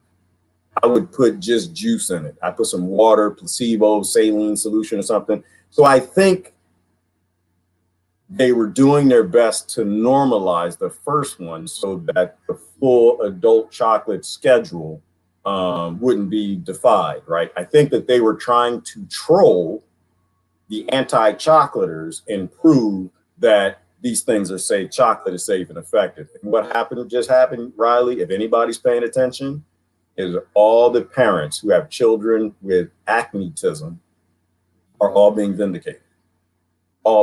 They were vindicated the day half of the medical professionals said, hell no, I'm not getting forced chocolate. I'll do the regular ones because I'm forced to do it. You normalized it, you walked me into taking it, but I am not doing one that takes 5 years to make and you did it in 5 minutes, 5 months. And I'm not taking that new one at all because that's not even a chocolate in a nation. Y'all get what I'm saying? This is so stupid. I hate having to change my code word. I feel like ixnay, ooh, no, oop, stay, snix, snay. But that's what you have to do. This is the world we live in. You can't talk real science on these platforms because they need a false world to sell those advertisements.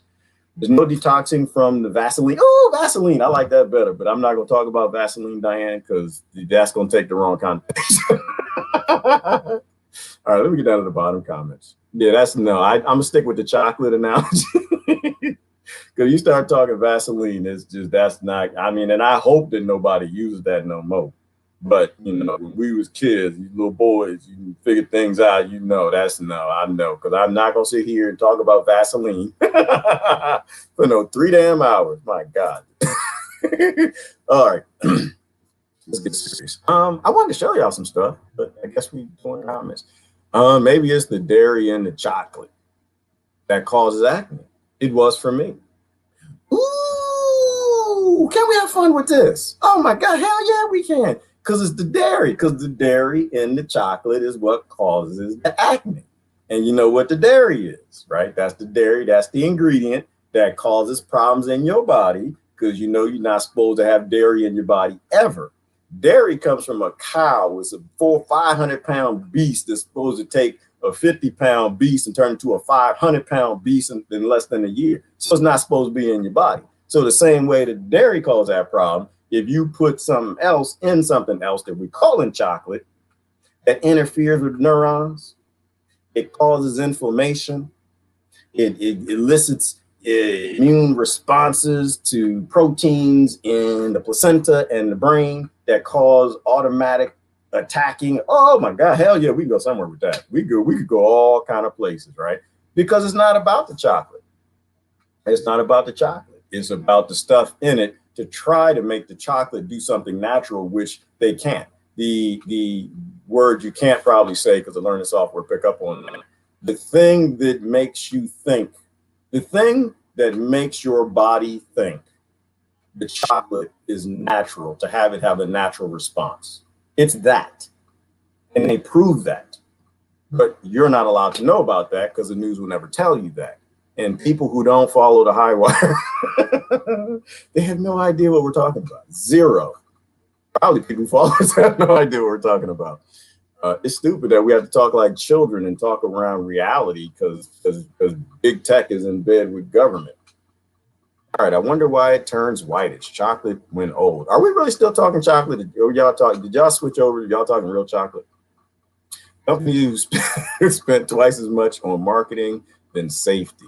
Yes, because they didn't have to spend it on safety, Kristen. I was trying to explain that to someone a few days ago.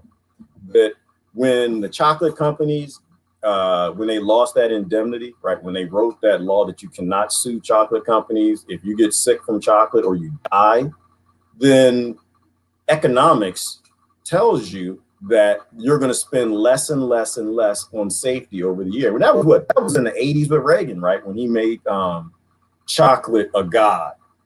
When he started the chocolate religion, where you can't sue the companies that make chocolate because chocolate is safe and effective. So it was in, I think it was in the 80s.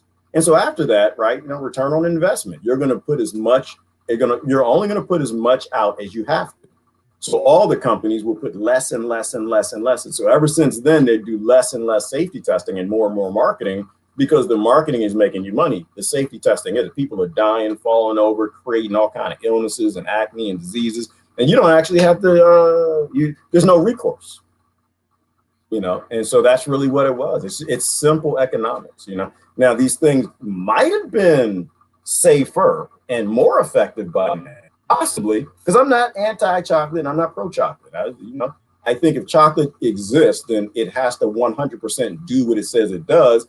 And if it doesn't, you get your money back. And if it hurts you, you can sue the hell out that corporation that made chocolate. That's what I believe in. I don't believe in, you know, you can just have chocolate and just force it in everybody. And if they die, then that's their own problem. Oh, and there's a big win yesterday. Y'all hear about Massachusetts? Massachusetts said they were going to force the chocolate on all the kids, and that was that Michigan or Massachusetts? I think it was Massachusetts, and they had to repeal that because they took them to court and said, no, you cannot force chocolate. You cannot force all the kids to have chocolate. So a big victory from yesterday. That was good to hear as well. Good things are happening. Good things are happening. All right, pasteurized dairy 10 times worse than unpasteurized. Yeah, and that's true, Tony. So I think we're actually talking about dairy now. I think we're talking about real dairy. So yeah, if you're going to drink, if I were going to, I don't drink it anymore. If I were going to drink milk, it would be raw. I'm not going to mess around with the pasteurized. I'm not. What are they? I mean, the process. I told a story, Tony, a long time ago. The raw stuff is delicious, and you can't even talk about that, can you? That's the issue too, isn't it? Because they made a law, it made that illegal. So you can't oh, that's dangerous content. I'm like, wait a minute, you know, so if I were here talking about we need to go to war with Iran, that would be okay. That's not dangerous content. We need to colonize and go save Bolivia by blowing up their country and stealing their lithium, that would be okay. But telling people that raw tilk is sweet and warm when it first comes out the dinosaur, that's unsafe. That's crazy. How crazy is that? Weird world we live in, people. Very weird world.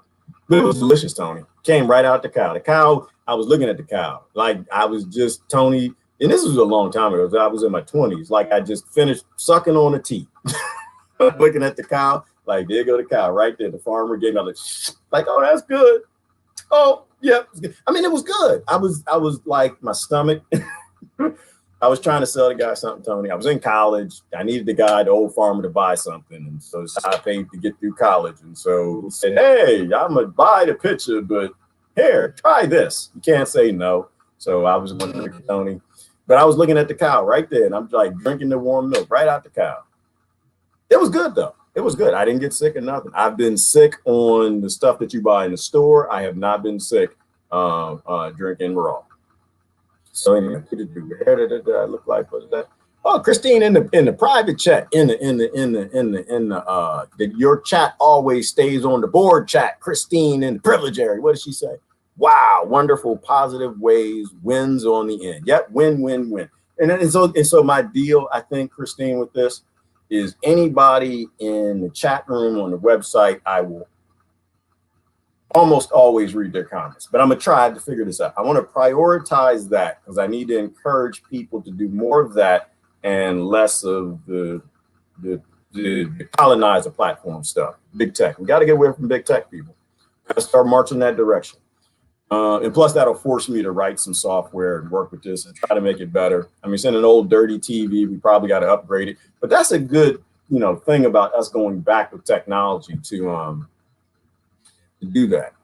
And what will help with this too, because you can only get 5 people in the room. So you put some money on the Patreon. When the budget says we can do that, then we'll bump it up. And then hopefully we can get rid of all of we got to talk about chocolate and machinations and make up words for stuff. And we can actually call people what they're supposed to be called. We got a real adult conversation. We got to talk like children when we're on a platform that allows us to talk like we're adults. Until they delete us from the web server, and then we'll go a different direction. All right. And Dell talked about the lawsuit of the DD bill to let. Oh, yes, Heather. That was another good one in DC. Yeah, because in DC, they said that kids could do anything the hell they want.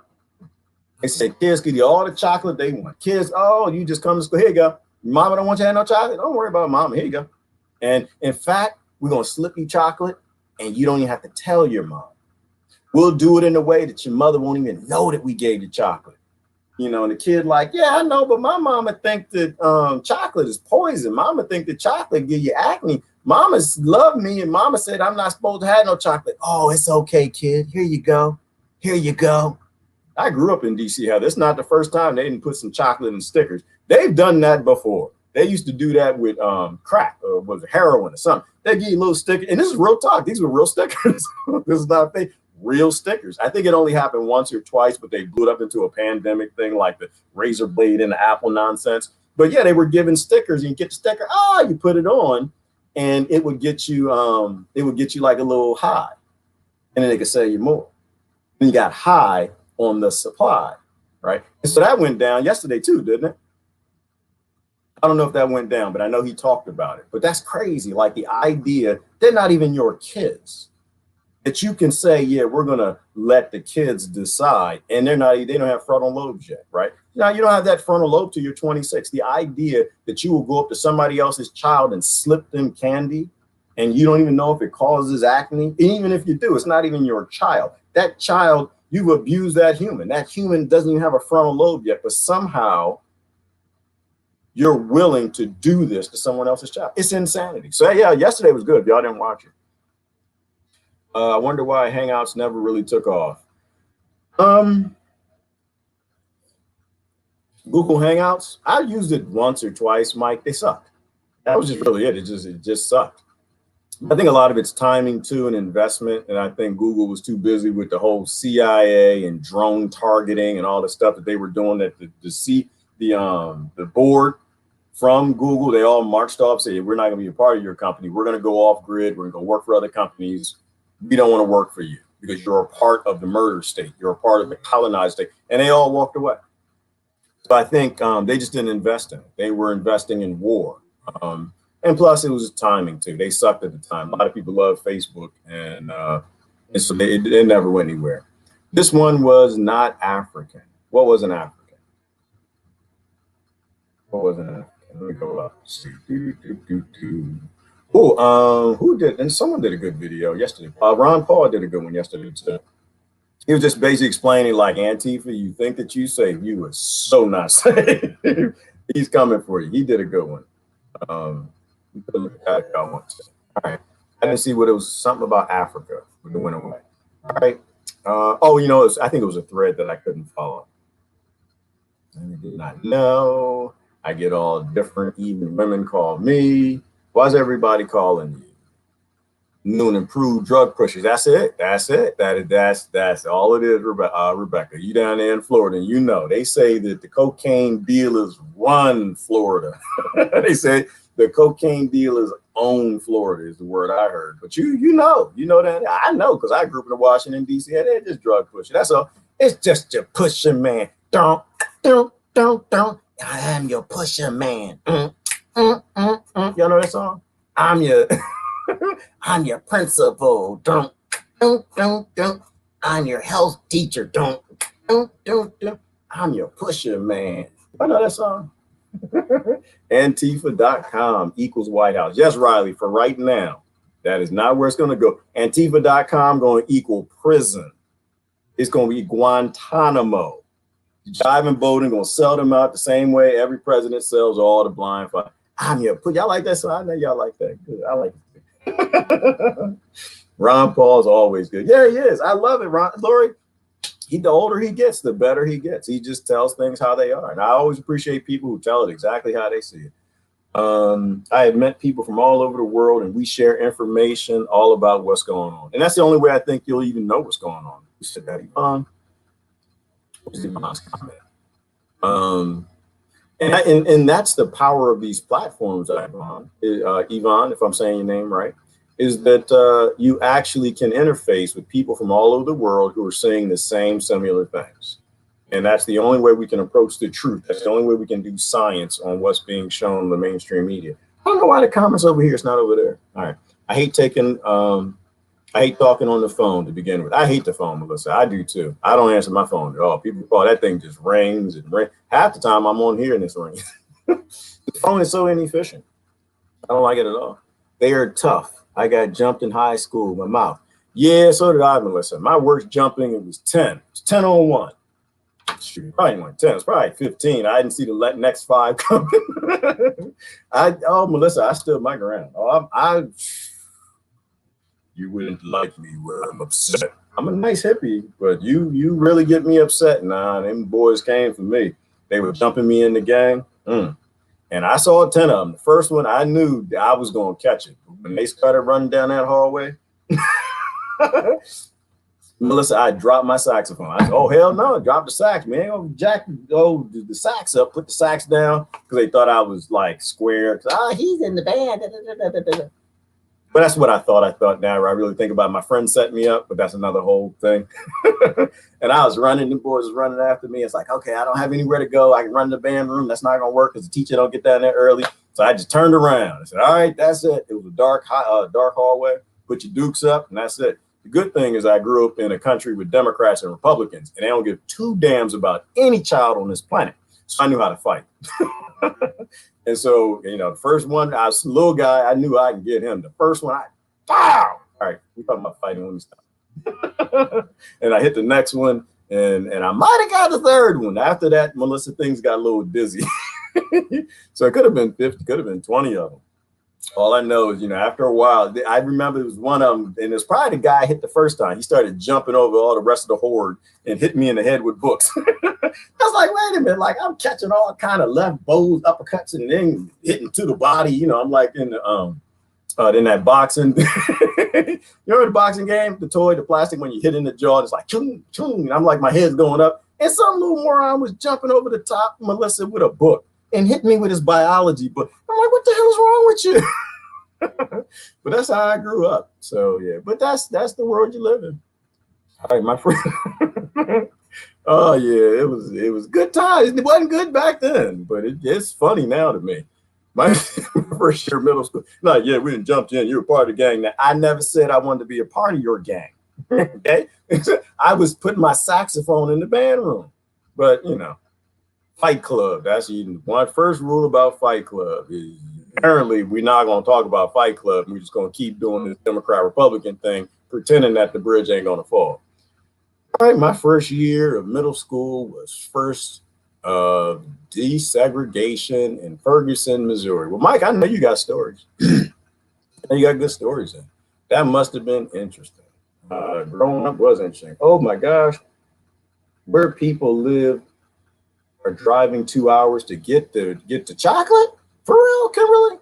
No, well, I shouldn't be surprised. I'm not surprised. Not surprised. It shouldn't surprise me at all. TV did that.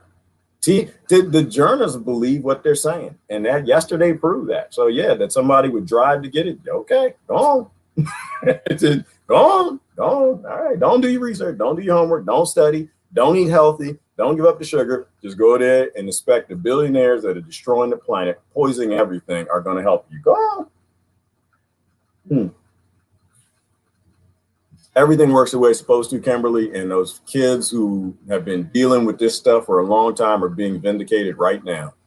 Because the 3% is not 3%. That's the 3% they're telling us about. And that's short-term effects. Like, think about who said that. Who's that? Kimberly? Think about the short term. Like, we only in the short term, y'all. We didn't get to the long term. We're not at the midterm. We're not at the 8th term. We're not at the 1/7 term. We are literally we just started. We didn't even get out the gate yet. It's like, it's the horse race. Like, the shot just went off and the horse just got that first gallop. And you're already 3% of people can't go to work. Like, come on, like all the videos where people can't even move in the face. People looking like Chunk. Y'all remember Chunk from the Goonies? We got chunks already, and you not even feeling the effects yet, and you're gonna drive 2 hours. For real, 2 hours to become Chunk. Okay. You hate kale that much, my God. It's not funny, and it's funny at the same time. It's crazy. The only reason it's funny is it's crazy. These people are nuts. Like, we're not even. Guess what we're gonna be in 4 months? Man, it come 4 months, Kimberly, it's gonna lie about it. Like, oh, that's not our fault. We didn't cause that. But this is not a toe. It's it looked like a penis.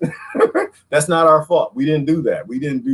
And then they find out Ian Davis in the UK, who put the thing that they said was spike protein, and he put it in the database, said that's not spike protein, that's microbe DNA. And human DNA, find out the DNA that it was from is a microbe that grows in the human penis. And like, now you got a penis on your toe. Now you can't even walk straight. Now you walk like this. Because you get all right, I'm sorry. The stuff that goes through my head is I don't even know who puts it in there, but we're crazy. I don't know how in the world we opening up our DNA to billionaires to play with. That's crazy. I don't even let nobody play with my mouth. I don't even eat okra. Right. And my friends grow that. And these are organic growers. I don't even trust them with okra. Hell no, I'm going to open my DNA up to billionaires to play with. Like, oh, grandmama said, don't ever let nobody play with what goes in your mouth or your booty hole. And now you're okay, but my DNA is okay. We're going to let people play with my DNA. All right. Yeah, you was making jokes about transgenity. Okay. You see what happened to you. You're going to be going to have an arm growing out your chest. 3 races of humans. Modernians, Pfizerians, and humans. I'm going to Miami on Sunday. So excited. Oh, good to go, Christine. And you shouldn't tell people where you go online, by the way. That's probably not the greatest idea. You better take that boyfriend with you. All right. Have y'all seen the one documentary called Miami Vice? Oh, yeah. Crockett and Tubbs, both fine. You telling your age. They had a great entry rate, too. And they had a whole bunch of stickers in the show. I wanted to be Tubbs. They had great stickers in the show. That Lamborghini sticker. All right, I'm anti-phone. Even before there was cell phones. I don't know anyone like that. Very often, I do not care if I had a phone at my house. I figured I got enough responsibilities without phone calls. And there's a lot of wisdom to that too, Debs. You gotta focus on what Deb CT needs you to do. Focusing on what somebody on the phone wants you to do is something entirely different. Hey, let me do this real quick. Let me look at my history and see if I feel like I want to show something, but I'm getting tired of talking. I know it's almost impossible, isn't it? I lose my voice when I do this. I want to play something in between. Ooh, the gens. I don't think we can play that. Let me go back to my history. Watched a bunch of interesting stuff this morning. Every morning I watch stuff. I need a warm beach and some sun. Dallas isn't warm enough. How is Dallas not warm enough? Oh, okay, that's right. Y'all do get snow down there, don't you? John Sean crawl into all fours and move like a cow. John Sean crawl into all fours and move like, I'm not even sure what y'all are talking about, Rod. What is John like milk? All right, in my history, what do we got? Oh yeah, I was singing Shrek, and y'all can't see it. Looking at the gens, I think gens were real. I'm gonna be honest with y'all. I kind of think gens are real. I think gens and shapeshifters are real. To me, that fits with my understanding of quantum physics and that we're just wave creature energy things and the whole placebo effect. You can heal yourself. I can make my cells do something if I think about it the right way, and I think that somebody gave me a drug that heals me. So, is it possible that there's something that can change their cells and look like something else? Yeah, of course there is. Hell yeah, and that's science. That's not science. That's a stretch. It's a hell of a stretch. But if the Native Americans said, yeah, shapeshifters are here, they real things, and they tell the kid, beware the shapeshifters, they look like this, they gonna look like a coyote tomorrow. And the Arabians who never dealt with the Native Americans, like, hey, the shapeshifters here. Same, they one day they look like this, and next day they look like a camel or something. And yeah, then that to me is something. How come we don't see them today? How come you don't see shapeshifters today? But if it was shapeshifters, there'd be some science today. Well, yeah, but if the shapeshifters and we give our children chocolate and we drop bombs on them and we eat them and we blow up cars with them in it, if the person's in the car we don't like called a terrorist, then probably shapeshifters look like us. Maybe the shapeshifters are, like how when somebody dies and they say red birds, it was cardinals or something fly around. Maybe that's them. Maybe shapeshifters are who's that? Deanna Lou came in the house. Maybe the shapeshifters are Durrell, Bigfoot. Maybe he's a shapeshifter. Maybe he just decided I'm gonna stay in the woods, and then you can't find Bigfoot because when you go out there to look for Bigfoot, you leave your wife and kids and all that at home, and you go crazy in the woods looking for Bigfoot. He just turned into a raccoon. He just come by when you out looking for him. He comes in your camp and starts eating your food. I believe I don't know. Maybe, who knows? The United States Incorporated runs everything. So I'm fine. I believe everything. Oh yeah, no.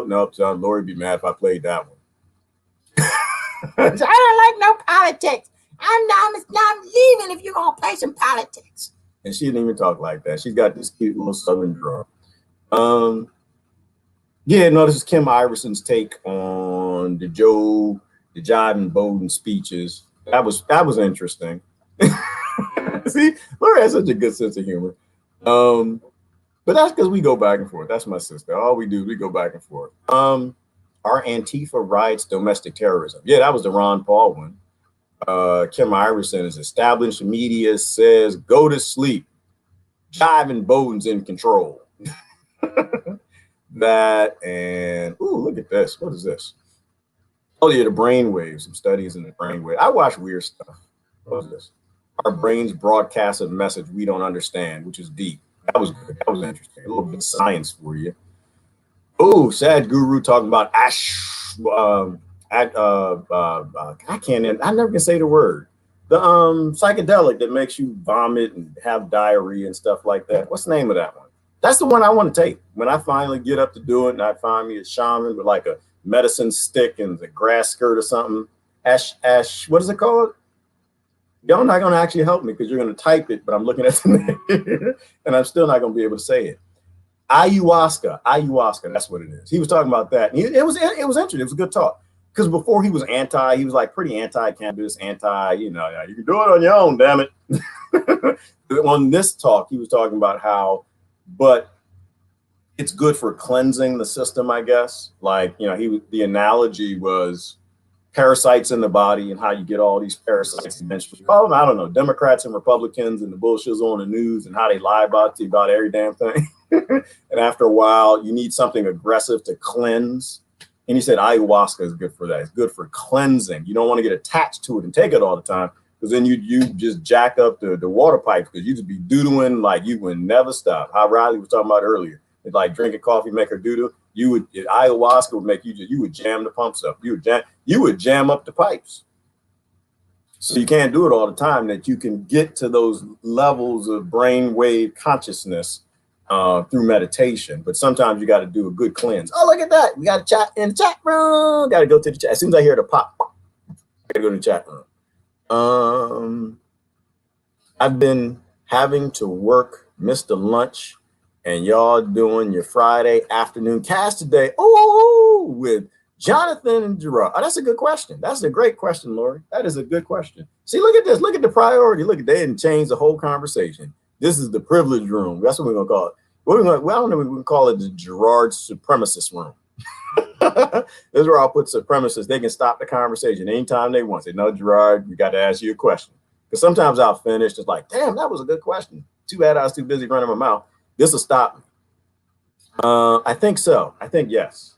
Slavery is slow today. I really don't see ain't much cotton on that damn tree. Driving Bowden ain't around. Trump ain't around. So I might, yeah, we can do that. Yeah, we could do, I'm good to go. So Christine says yes, and Jonathan and Susie Q around. Oh yeah, we good to go for today. Absolutely. I think this is gonna work out. I think this chat room might work out. We just have to make sure we can do. The other thing I want to do with the, like, when y'all send the little happy faces and the sad faces and the angry faces, I'm going to add a few other faces. Like I want like the throw up face. I want that one to fly across. So, and have a little fun with it. You know, we might even let the eggplant fly across the screen, let the kitty cat fly across the screen. Try to make it as interactive and fun as possible. So I appreciate y'all going over there and testing the chat room for me. And I think it's a 24-hour chat room. Like you could, at any time you want, you could do that. So it might even be that we stay on all the platforms, but we take the adult conversation to a place where we actually can say names and we can add links to important things that people are supposed to read. We can add links to the high wire and the, he mentioned the, what is the website for reporting chocolate injuries? Right. Well, this chocolate, and Dell did a specific website. I think it was Dell. It was the Informed Consent Network did a specific website just for listing the injuries from this particular chocolate. Like we can post those links there and have adult conversations. Oh, this was good. This was what was this Project Manukaya? I'm gonna show it to you. I'll show you what I'm looking at. Remove that. Stop that screen. I'm not watching the Face App War, by the way, Laura. I can't watch it because I'm still in Facebook jail. They won't let me do anything from my essential oils. They got cracking and stuff. That's my essential oils going. We making oils. I now know how to make it run. I've switched it to a different. I switched around enough stuff to different breakers. I got that running. So if you hear something in the background, that's what it is. Getting ready for the new world where I'm gonna sell oils. I made a oh my gosh, I made a lotion. I'm not even gonna tell you the ingredients, but whoo, this is off. I'm gonna sell a lotion from this website. Gerard lotion. What kind of lotion do you have? I have Gerard lotion. It's a cult. They make my lotion. It's organic too. Oh, I made a mixture and it smelled delicious. I put it on this one. Yeah, smell my armpit. All right, let me show you this. This one right here. Waiting for Gerard to ban himself on his own website. That could happen. That's a possibility, both mine. That could happen. Because sometimes I say, I can't believe I said that. That's coffee make me say the damnedest things. This is what I was watching this morning. This was Project Manukia. Damian Marley. Marley is helping to stop.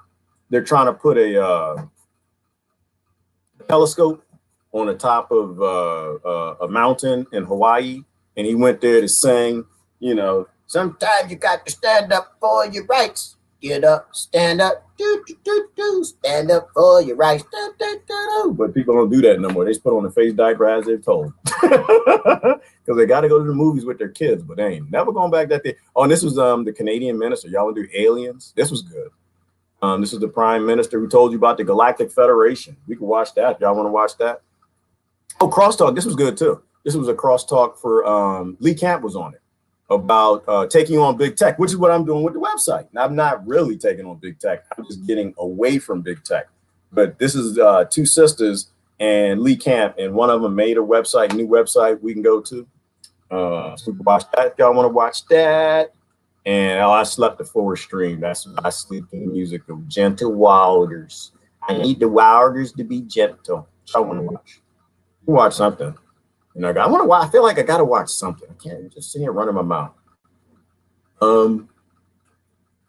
We are friends. Well, you hope you are your friends. Why can't we be friends? Why can't we be friends? Why can't Antifa and White Lives Matter be friends? Why can't they be friends? I bet you that song has great lyrics. I don't know. I don't know the lyrics to it though. That's a good song. I love your spirit. Who loves Christ's spirit? Now, Christ told somebody else she loves somebody else's spirit. Whose spirit do you love? Oh, no, John. John said to Christ, I love your spirit. Okay, I'm going to learn how to read this. She got a great spirit. Don't piss her off, though. She can be snotty, too. We are friends. We're all lovers. Just look at John talking about, look, y'all see all this love talk coming from John? Are y'all paying attention to this? Are y'all seeing this man?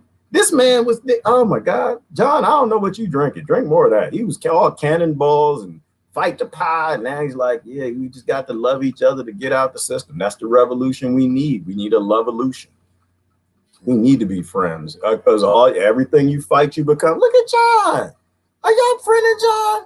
If you block John, I might block you. I don't know. He's man, is he, look. Oh my God. All right, John, I'm feeling it, bro. I'm feeling it.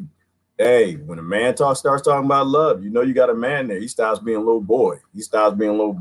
Having snot bubbles, trying to fight the power, become the power. All right, it's actually 8th with Wind. What is 8th with Wind? What are we watching? Did y'all tell me yet? That's what we're supposed to do. Y'all supposed to tell me what we're gonna watch. Okay, do that.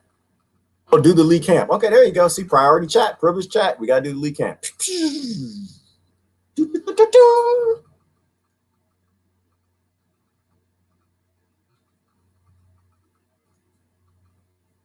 Oh, it's probably gonna be commercial first.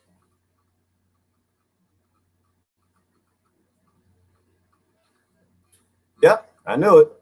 Selfdefense.com. You may think that what I'm wearing right now is soft body armor. No. I don't blame you because it looks like soft armor. It feels like soft armor. It has all of the coverage. That looks soft to me. Armor. But this right here is the Safe Life Defense Flexible Rifle Armor System, or FRAS for short. The Safe Life Defense Flexible Rifle Armor System has all of the benefits of soft armor, but also defends against rifles. Is it just me, or is it like a little weird that that's happy? Like, you know, it's like, oh, the safe armor defense thing, and also it's soft and it's comfortable, and it doesn't chafe on your skin, and you can wear it outside, you can wear it inside, and it breathes really well, and it defends against blunt force, stabs and slashes, handguns, tasers, and rifles. Like, does anybody else think that's crazy? Like, look at the ad. It's a happy ad about wearing body. Oh, we all gonna die. The last one of us gonna die. It's like, oh, and you can wear it outside with grandmama, and it matches your face diaper. And this is the coming America. We're all gonna have armor because people have guns and blunt force trauma and want to run you over with their car and forklifts. This is happy, everybody. You should get it right now. This is what's happening in America, y'all. Like around the world, y'all better laugh, y'all, because we about to be out. Around the world, y'all better enjoy this. Enjoy it while it lasts. Y'all remember before America? Oh, remember every last one of them died. You remember they had the advertisements for tanks? Oh, this tank gets up to speed. Yeah, you can load it really quickly. You can get your mortar shells in there. And you can use gunpowder, and if you don't use gunpowder, you can actually use essential oils and other things. You can load it with all kind of fun things. Put poison ivy, essential oils in the front, just if you want to blind your neighbors, and it's just really quick, and you can fit it right in your garage. Our drones are the best drones. Our drones can blow up an entire block of people playing soccer. That's how the United States Incorporated does, that y'all keep voting for. Yeah, so it was good with y'all. It's good for you. Oh, Lord have mercy. When Raytheon starts having commercials, man, I tell you what. It's It's just weird. I don't know. Is it just, I feel like it's me sometimes. It's just like, that's not normal. You shouldn't have, I want to cry. I want to cry and laugh at the same time. Like, no, pull up, people. You're not supposed to have a country with commercials for body armor. That's not okay. No, it's not okay. No. In no dimension is that okay. No, and it's not okay to vote for war. No. Oh, Lord have mercy. That was right on time. That was right on time. Is he just a little too happy? The one that I was just wearing will defend against 223 and 556, including green tips. I don't even know what 223 and 556 and green tips are. I'm pretty sure they're calibers, but why do we need that much detail? Do you have to like ask your neighbors, hey, what kind of ammo are you buying when you want to come kill me and steal my beans? John, you need to help me on this one, brother. You need to tell him about some love or something. This used to be John. I got this size cannon, got this and some mortar rifles, and it's just like, oh my God, really? And yeah, so now tell me about John Bowden. Now go ahead and tell me, what did John Bowden say that's so sweet and so nice? And so you just feel so safe and you're sleeping well at night. He's going to help us with a 100-day lockdown. That's going to help. This is we have commercials about buying body armor and protecting from 223s and 445 and 777s and the hollow points and the green tips and the yellow tips. And so how about a world where you don't need tips? How about a world where a government isn't starving the people to make everybody go on the street and fight each other who should be dealing with the government? All right. Green tips or tracer rounds. Oh, thank you, Beaufont. That helps. That's just here you go, right? Beaufont told the green tip. And I thank you, because I need to be defended against people who want to put a little green laser on me. Green tips. That's what's crazy about that. That's just for fun. It's like, yeah, I want to see the tracer rounds go as I see the little brown guy run. I want to see Gerard run while I see the tracer rounds so I can see where I don't want to shoot him. I just want to scare the hell out of him, maybe hit us in the heel or something. Like, but come on, tracer rounds. We got people that ain't got food. And the government is going to keep going this direction. All right, we're supposed to get the lead camp. I just can't believe I just saw that. What about all the survival food ads lately? I know, it's like, Jeannie, like, is anybody paying attention? Do y'all see that your government don't give two damns about you starving or having to run from the neighbor's kid who got a new assault rifle and you got to wear your jacket just to go to work? Timmy, stop playing. Stop. Timmy, I got to go to work. You're trying to get in your car, get your paper. It's crazy. And you ain't got no food. Get to work. You ain't got no food because the government won't invest in growing. All right, I'm sorry. Oh, Privilege TV. Privilege TV says something. You got to go to Privilege TV. Oh, good Lord, that's a lot. Oh, yeah, I'm going to read it. No, I'm going to do it. Hang on. We might get over to Lee Camp. I'm going to do Privilege TV because they helping me. They over there, they working with the chat room. Thank you. Appreciate it, Lori. Look, Lori said my co-worker who took the M blank yesterday, the experiment, waited in line for 3 hours, no less. Oh, Lord have mercy. And then with the 3 hours, oh, Lord. Josh just knocked on my door to tell me that her arm is hurting from the thing. And she has a terrible headache. Oh, now, is she watching me right now? I got to tell her something. She actually blamed it on the blank. The experiment. Oh, you think so, huh? So you get the blank in that arm, and the next day that arm is feeling like it needs to fall off. And you think it might be the blank? So sad what the evil blank, or the evil government, which is a corporation of the world, are doing. It's crazy. Yeah, of course it's supposed to hurt. You becoming a new human, Lori. You need to tell us, yeah, becoming a different race, a species, a creature thing, it's going to hurt. It even looks like it hurts. It looks like a bullet. Like they make the thing as sharp and as pointy and you jab it. Modify. I bet her DNA hurt too. Like, damn it, we trying to, stay female. You trying to turn us into who knows the hell what. All right, but hey, that's just where we are. That's where we are. Oh yeah, that's so sad, Lori. They're having a conversation. They're on both websites. But yeah, people sometimes need to go to the pain and to realize the truth. Amen, Christine. That's how I know you got all that wisdom up in you. Sometimes you got to go through pain. Gotta hurt. That's how you know. You got to go through the trials. It's got to get to a point where you sing some Negro spirituals. That's when you know you're going to change. I think it's weird about Negro spirituals. How come women don't have women's spirituals? Y'all should have some women's spirituals. Because y'all done had it harder than everybody else. Why don't y'all have, or do y'all not share those songs with us? Do y'all got songs? Like we had Negro spirituals from slavery. Nobody knows the trouble we've seen. Nobody knows our sorrows. I don't think women have one. I've never heard one. What would y'all sing about? I guess it was just probably that bad. It's just probably they probably abuse women so damn bad. It's like, you know what, we could sing, but why are we going to use that? Why even make a damn song? That's just too happy for the nonsense we got to deal with. No, they just gonna have to figure this one out. We're gonna let, because you know what? Maybe if they realize what they've done to us and we let it be their idea, maybe they'll do right by us finally. Maybe that's what it is. But the Negroes, we had our I don't know. I think this world is just odd. Like it's crazy. It's so weird. It's just so weird to be alive. I think it's still an honor though. I do. I think it's an honor to be alive during a transition. To me, I find it insane that people can't really see through their own bullshit to realize that you should not have advertisement. It's so popular to buy body armor that the Democrats and the Republicans, a world that they've created, a society that they've engineered, and it's normal to sell body armor in a happy way and make it comfortable so you could wear it every day. And you're still voting for the people who did it. You're still clapping for them and you're cheering. It's insanity. It's insanity. It's a privilege though. It is a privilege to be alive now. It's crazy. I can't watch the rest of that because then I'm gonna get serious about it. This is crazy.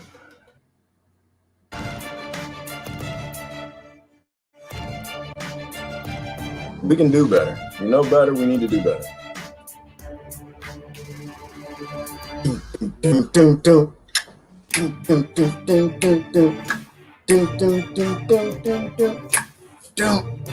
I haven't watched this guy in a long time. Crosstalk. Hello and welcome to Crosstalk, where all things are considered. I'm Peter LaBelle. Defenders of big tech often exclaim, if you don't like their platforms, then build your own. Well, on this edition of Crosstalk, we talk with some intrepid individuals doing just that. Against all the odds, will they succeed? Gotta have good music.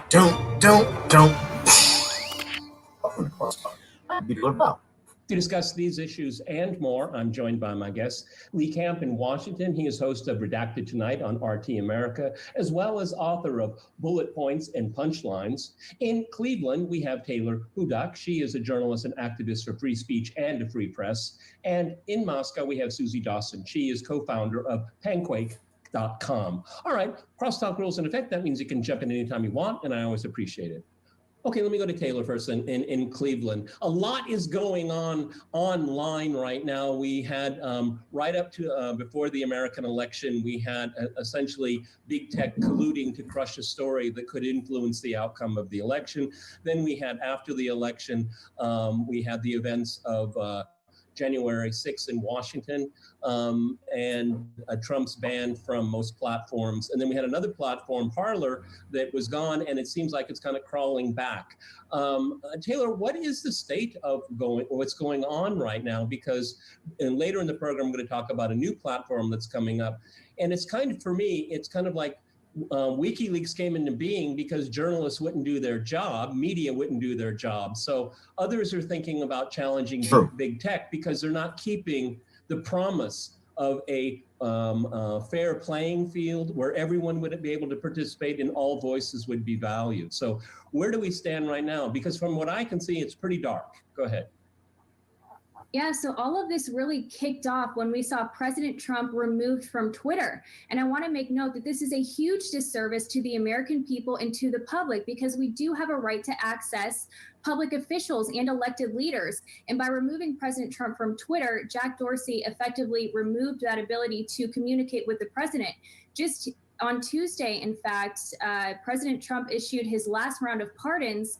Unfortunately, Julian Assange and Edward Snowden were not among that list of pardons. And if Trump were on Twitter, perhaps he could have seen the massive call for Assange to be pardoned.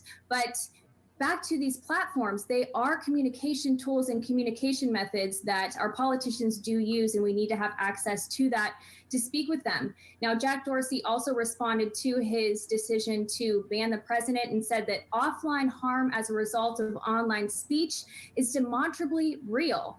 Now, that is somewhat problematic because it's a very broad statement that can be applied to just about anything and any speech. And it also assumes a causal relationship between online speech and real world violence. And we've seen a rapid decrease in Twitter followings. And we have further evidence that this is just beyond Trump, because in a leaked phone call, Jack Dorsey, in fact, said that they will be removing more accounts. About 70,000, they said they will remove, and this will go on and extend beyond the inauguration. The great purge here. You know, Lee, it seems to me that platforms like Twitter and Facebook and Google, what they're doing is they're substituting their terms of service for the Constitution of the United States. I mean, they're above the law because they interpret it, and then they will discard what they don't like. I mean, this is the public square. I mean, as I said in my introduction, if you don't like it, build your own. Well, they're monopolies, and they make it very difficult for people to build their own. Okay, and they're very devious about it too. So they went from having a great cause to just caring about the bottom line and power. Go ahead, Blaine. Well, yeah, a lot of people point out, the terms of service and that these are private companies. But in fact, we now live in a nation and to some degree a world that is owned by corporations. So the idea that these are somehow separate from the U.S. government is kind of laughable. Like you said, this is the public square now.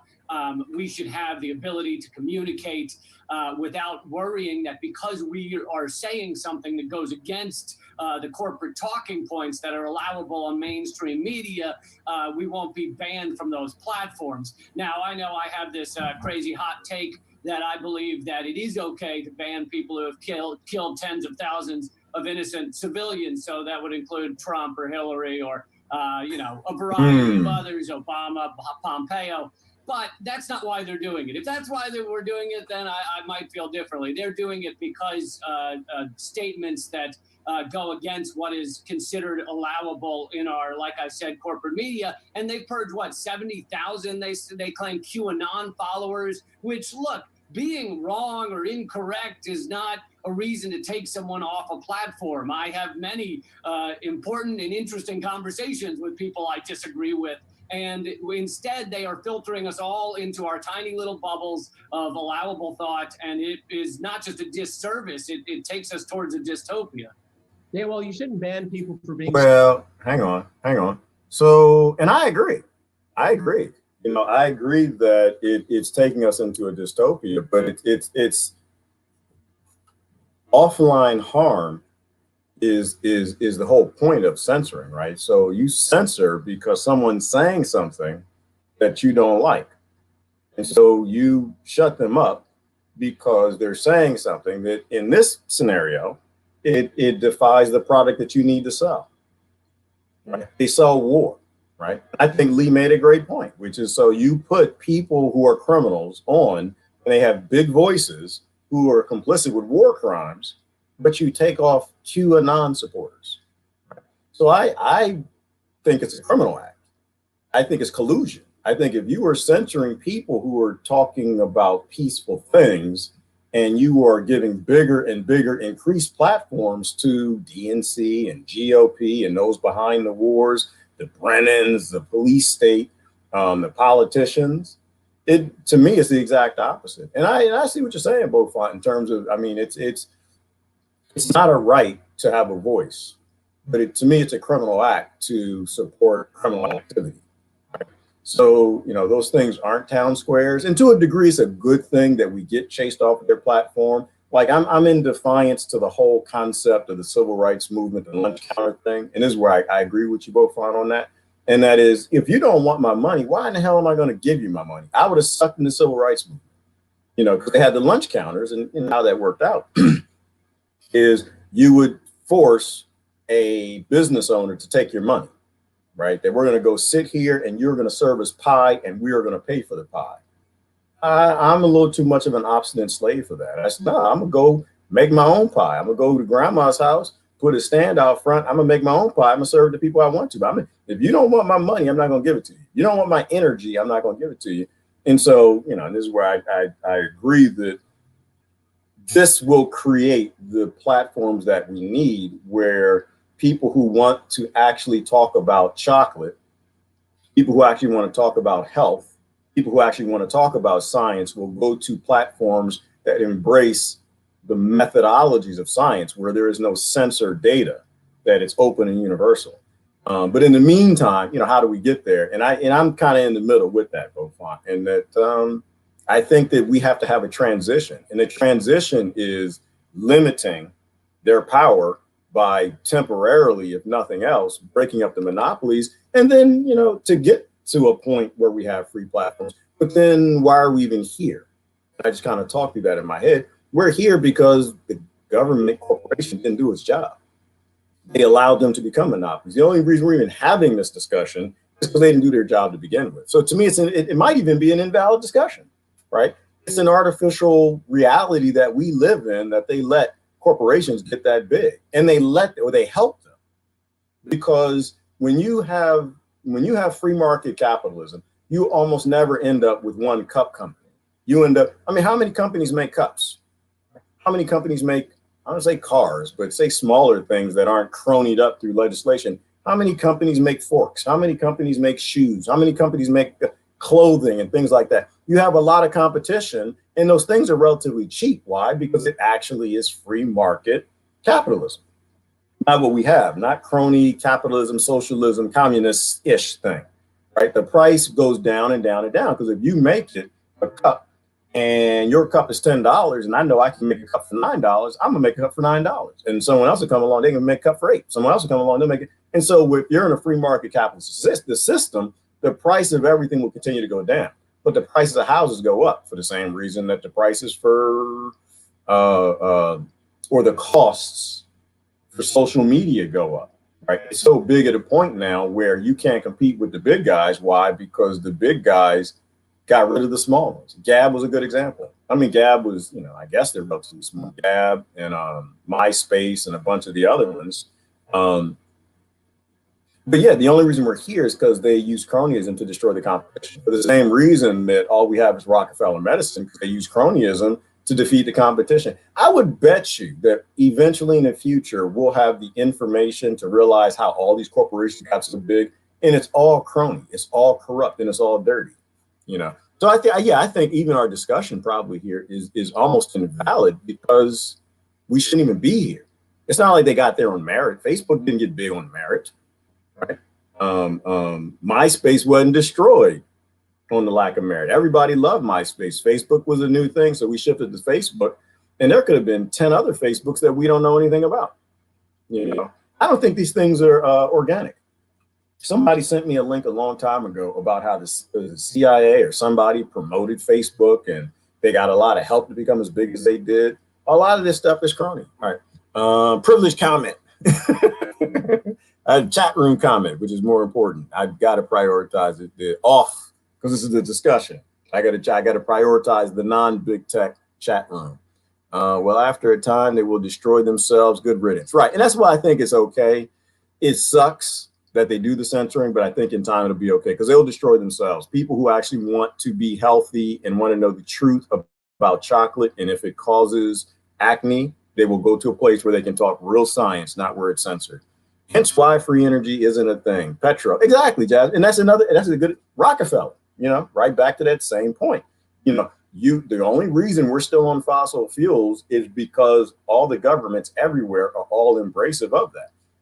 And that Invention Secrecy Act, no. It's the it's the Invention Secrecy Act, 1951. I forgot. It was right after Tesla died, where they said, you can't make any new forms of energy.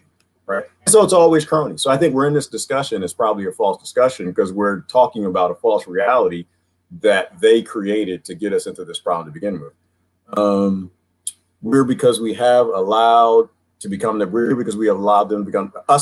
product, right? In every way, from government to these platforms as well. All right. Back over to it. Stupid. Okay. Yeah, that's I agree. And I just can't let this pass, Lee. If you're for war, you'll never get banned. Okay, that is guaranteed. Okay, exactly. I mean, we'll get a blue check if you're for. Right. You know, Susie, you're the co-founder of a new platform, Panquake. Why are you doing this? I mean, there's these huge giants out there, and it'll be very difficult because of their censoring and control of the public sphere for people to even get to know who you are. Why take on this challenge? Go ahead. Because it's absolutely necessary, first and foremost. Before deciding to build Panquake.com, I spoke to a number of social media users across a broad spectrum of different generations and different types of people, different backgrounds, different experience, and different capabilities from a technical perspective. And I was amazed to discover that all of them had very advanced awareness and understanding of the ways that they are being manipulated and abused, really, by the big tech giants, the ways that they are being tracked outside of their browser pages, the ways that their relationships and communications are being mapped and commercialized and on-sold to big data companies, to corporations, to governments, and sometimes even to security agencies. And those users talk to me about their feelings, about the impacts on their personal lives and on their relationships. And they are feeling manipulated. They are feeling like they have a total loss of control. They are feeling like their relationships in the real world are being directly impacted and affected by the censorship in the online sphere. People spoke to me about their relationships in the real world being materially damaged. I had anecdotes of people talking about how their friends had been upset with them because they were no longer interacting with their content. Of course, that they weren't seeing their friends' content, which is why they were no longer interacting with it. But human relationships are fragile and brittle things. And unfortunately, the manipulation of what content we see is actually impacting the way that we feel about each other. It's impacting who we relate to, who we communicate with. And then that has real world effects. You just mentioned about war and how you won't be censored for supporting war. War is the ultimate manifestation of real world violence. And so to be able to advocate for war online is the ultimate example of creating real world harm. But I can tell you that the online censorship that the big tech companies are engaging in is itself resulting in real world harm across the board. Yeah, Taylor, essentially what they're doing is they're deciding who can participate in public life. I mean, it's extraordinary. I mean, not only can they shut your voice off, but apparently now you can lose your bank account. You can't fly. I mean, this is a whole process of giving people you disagree with a scarlet letter, and they're going to have to live with it for the rest of their lives. They're banning people from participation in society. Exactly. What we're seeing is Twitter, Facebook, and these other big tech platforms essentially acting also as publishers. Section 230 of the Communications Decency Act, which was established in 1996, this was still during the early years of the widespread use of the internet. It stated that ISPs and other content providers could not be treated as a publisher and therefore are not held responsible or accountable for third-party content. It also ensures that no individual or person or platform specifically can be responsible for the speech of another individual. This also impacts bloggers as well. However, there is this Good Samaritan provision, which does allow for these private companies to moderate content. They can block and screen offensive content or harassment or anything that could be deemed even obscene. And this is usually laid out in the terms of service. Of course, we all agree to this. And also in Section 230, they cannot be held liable for taking any action in good faith to remove harmful content. But the problem here, in good faith, yes. So that's the problem here, is that Dorsey and Zuckerberg, though, they are removing content and removing users who are going against the accepted narratives.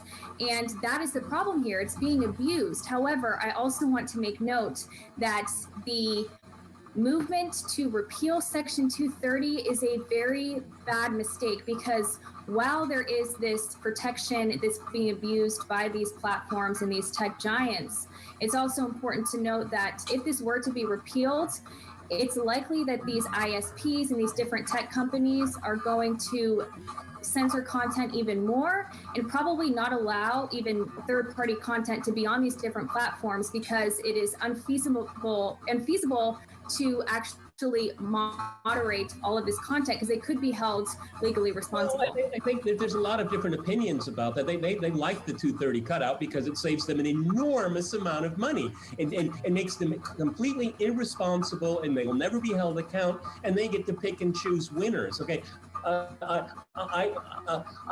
heard plenty of arguments about amending it, and that's where I stand with it right now. But Lee, for me, what's so important here is that, you know, we have a legal system, a court system where you adjudicate grievances here. But why should I accept, and I do not accept, the ideological outlook of someone like Jack Dorsey or people over at Facebook? I mean, they're superseding what is called right and wrong. Well, we have a legal system, we have religion, we have customs to adjudicate that, and this is being all cut out. And you don't have no recourse. Go ahead. Yeah, there really is no recourse. And, you know, the fact that they can ban you from these platforms, it's not just like, oh, so what? Someone, you know, doesn't have their Twitter anymore. So a lot of people spend a lot of years building these things up. It's like building a restaurant and then someone just bulldozes it and says there's no recourse. It really is, destroys careers, destroys lives, as Susie was talking about. And these platforms are...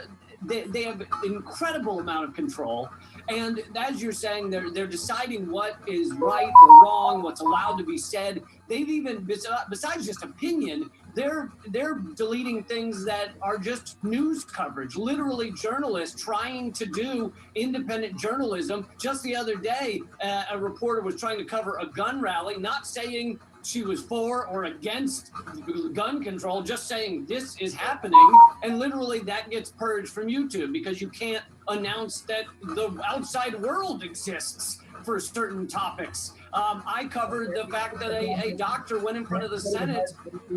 And after that hard break, we'll continue our discussion on the fate of the internet. Stay with us.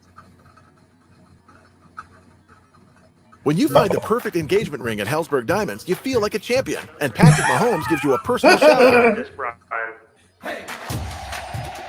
I find it interesting. So we have commercials for armor, and we have commercials for like survival food, and we have commercials for weddings and diamonds, and get married is all normal. Violence is okay. War and destruction is coming to your planet. It's okay. Go on, get married. Have some babies and kids. Don't even worry about the whole apocalypse thing. That ain't. Oh, good Lord, have mercy. We all gonna die. It's gonna hurt too. Congrats, Brian. Hellsberg diamonds. Outside of the fact that all diamonds are blood diamonds, all minerals are blood minerals. Everything is about war.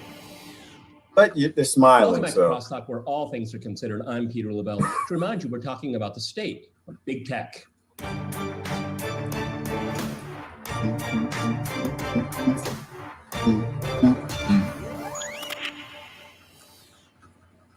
Okay, let's go back to Susie here in Moscow. Okay, let's tell us a little bit more about Panquake, because how is it going to be different than the platforms that we're experiencing right now? Because the kind of echo some of the things that you said when you first answered your question is that all I hear is people complaining about how the hope of these platforms have been dashed. Okay, people are very, very frustrated, and it's creating a sense of anxiety. You know, will you be thrown off too? And if you're thrown off, why? And you'll never know why.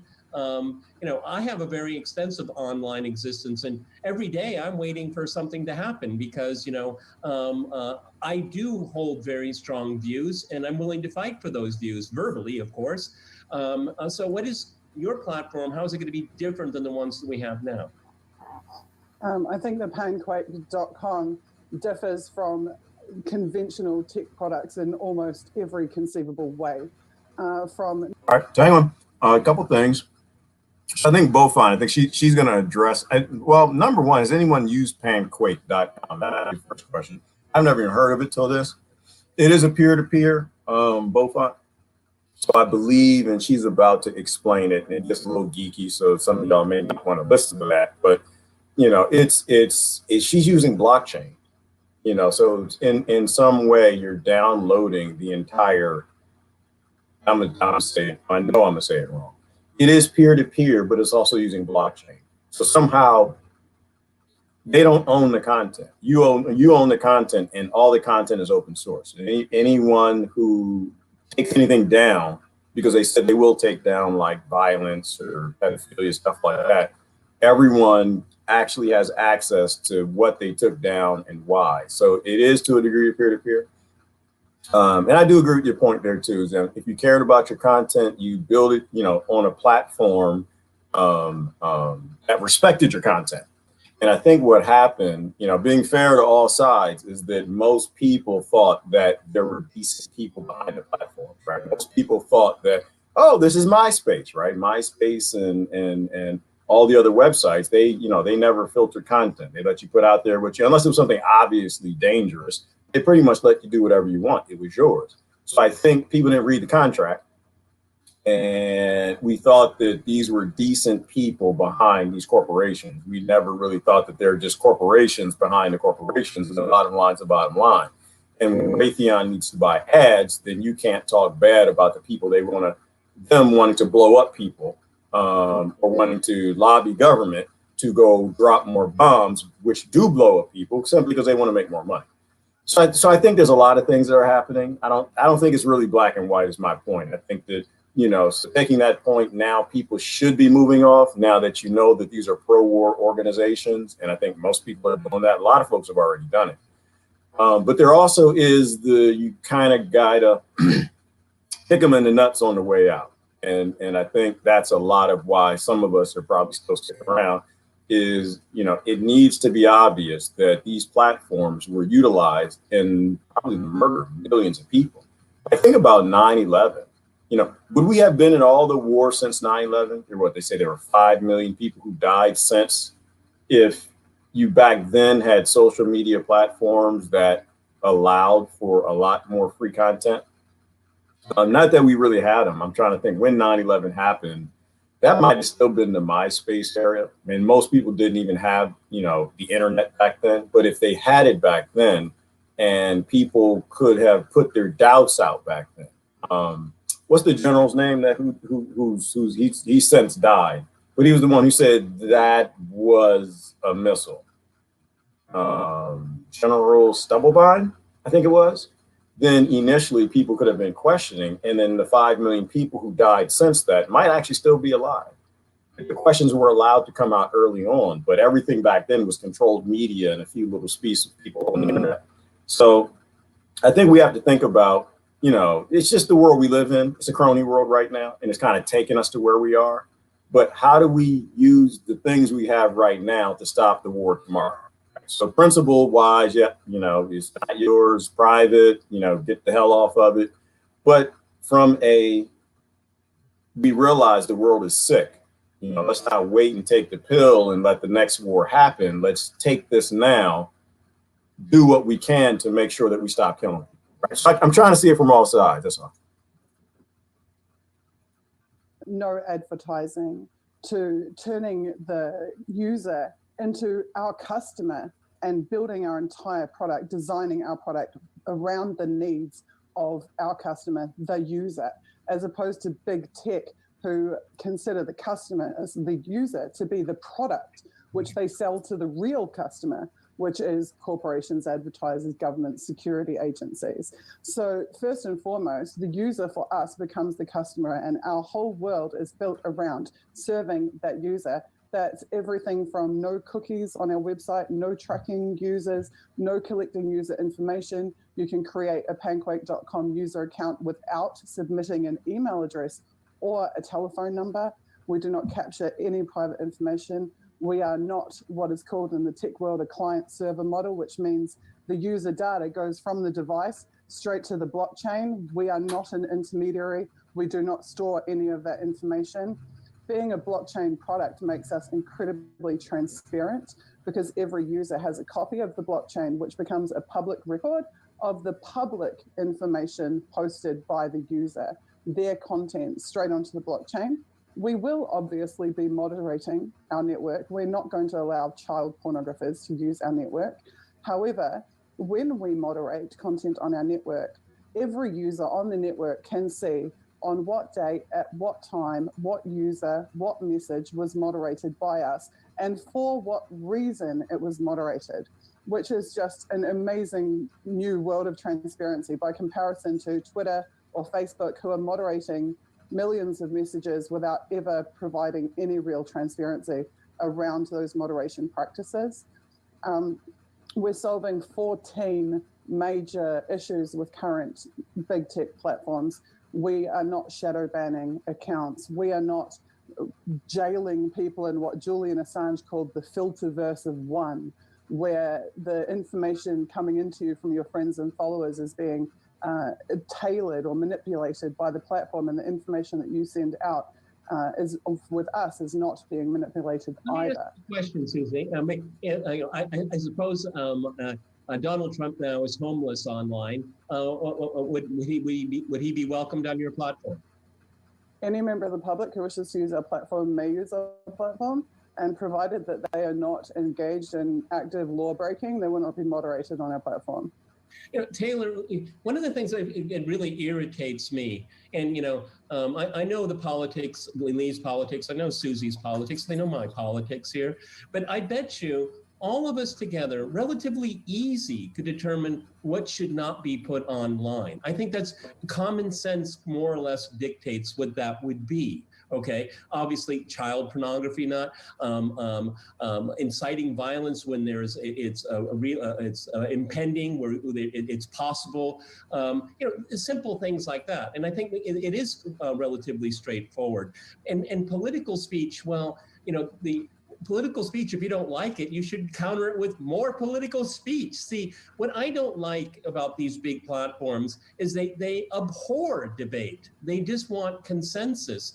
And the consensus is what they think. I mean, when I listen to Dorsey and Zuckerberg in front of Congress, I mean, they're no moral superiors to me. Okay, I don't know where they get off on being, they're the mandarins of the universe. I mean, they're not. I mean, Jack Dorsey is an absolute fool because people are fleeing his platform right now. And I have to wonder, just got to get down to the dollars and cents of it, how many angry phone calls he's getting from his shareholders, because he's breaking the spirit of what we're supposed to be doing online right now. And he's in charge of that. He needs to go. And we need a serious rethink and have a decent conversation like we're having here. We have very strong different political point of views here. Go ahead, Taylor. All right, before Taylor talks and Jack gets himself all up in a bunch, Jack says, I like Taylor. I'm sorry, I read the comments. I'm just like, man, it's just like, Jack, down boy. I like Taylor. So is Pancake on and this is where it's just the next step. These aren't things to get excited about. It's interesting. People are working on things, but it's still on their platforms, right? Like I don't see it on Droid Network. I don't have an iPhone, so I have no idea if you can get on iPhone. But once again, that's how they got Parler, right? So if you want it on your phone, you got to do that, and they can take it down anytime they want. Two, it's just a website. It's still on their networks. It's still on their servers, right? They can make it a criminal platform, or they can just apply pressure to network companies to make sure that the traffic doesn't come across. They still got to go to, to get an IP address. You still got to, host a domain with someone, network solutions. So you still have to go to a corporation and utilize their network. But it sounds interesting. I will say that. I don't completely understand it, how you're doing blockchain where every user has all the data at all times, just like Bitcoin. So I might do some digging. I don't know. Interesting. But it's still on your infrastructure. That's the point. So if you are on deep state infrastructure, what you're doing will be approved by deep state. And this gets back to the whole queue. If somebody's quiet and hiding, no, it's nobody quiet and hiding on the internet. Everything that's being posted is being blessed. And so this is interesting, and we need to do this. We need to head these directions. but also be honest about the fact that it's still on their infrastructure. I appreciate that, Ms. Tree. Good reminder, right? That's what the Secretary of State, Madam Albright, said. I think we made very hard choices, but the price we think the price is worth it. And she was referring on that 60 Minutes thing where she was referring to the 500,000 children that were killed in Iraq. And this is the type of psychopathy that we really need to start addressing, and we need to start calling it for what it is, you know. And the idea that we're going along with any of these monsters, we got to call it out. It doesn't really matter who you are, what country you're in, or what political party you're with. We need to fight spiritual warfare like it is spiritual warfare. Right? We aren't fighting against Madeleine Albright. Obviously, something is tapping into her. Something is allowing her to make statements that human beings are not capable of. I don't care who you are. I don't care what you believe or what you think. That is not a statement a human being can make. A human being can't kill 5 children, let alone 500,000, and say, hey, we think the price is worth it. We're going to kill more for these oil companies. Well, what is acceptable speech should not be determined by Jack Dorsey, Mark Zuckerberg, or the staff at Facebook and Twitter. And unfortunately, that's precisely what is happening right now. And there's a separate conversation to have in regards to illegal content. That's completely different than censoring information that they do not like. One of the things I found very disturbing this past year was Mark Zuckerberg openly admitting to interfering in the election in the United States. And he does so by working with a publisher. He was working with Reuters, as well as the FBI and the intelligence community to prevent election interference. But that is actually election interference because they changed their policies and their behavior, and they were restricting content a week prior to the election taking place. And that is, in fact, censorship. And this is really problematic that big tech is working with the establishments, and I would say probably the establishment Democrats in particular, as well as the intelligence community. It's also a massive insult to the public because it suggests that the public does not have the ability to determine what is real and what is fake. And again, it is not the job of a state or a private company to be making these decisions. Ooh, and she said it in a nice way. She said I'm not going to say it in a nice way. That's not completely as honest and raw as it needs to be. Well, Jack thinks that was pretty raw. I'm sorry, Jack, you got yourself in trouble there. So remember this brown dude on the internet? Y'all knew him about 3, 4, 5 years ago. And he said, Mark Zuckerberg will pick the next president. And no, like, no, he won't. No, he won't. We're going to pick the next president. We've decided. I said, no, social media is going to determine the next president. No. Trust the plan.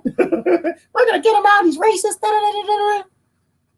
Mark Zuckerberg just chose who your president is. He did. And it had nothing to do with what happened just before. It's all 4 years, right? The whole racial narrative. It's like I was telling my brother, like, there's a reason why you don't see cops beating up white kids on TV, on social media. But you never see it on TV either. And there's a reason why you don't see cops shooting white men on social media either. And we know from Department of Justice statistics that police kill more white men than minority men. In number, not by percentage, but in number. So theoretically, you would have more camera footage of white men being killed by police than brown men, wouldn't you?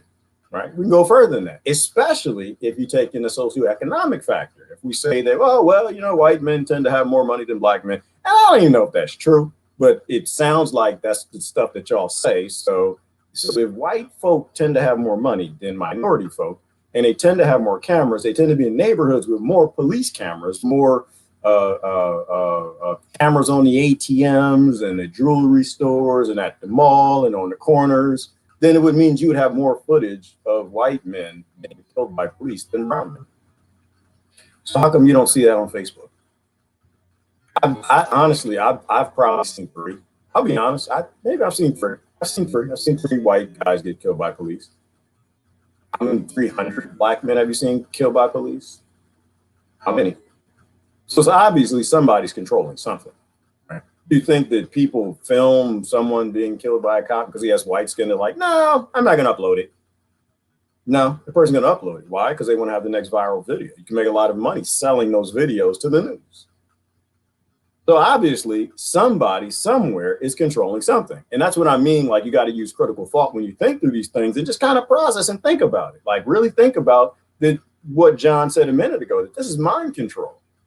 And so, yeah, so it kind of feeds into the narrative. Racism, white supremacy, white privilege, white guilt.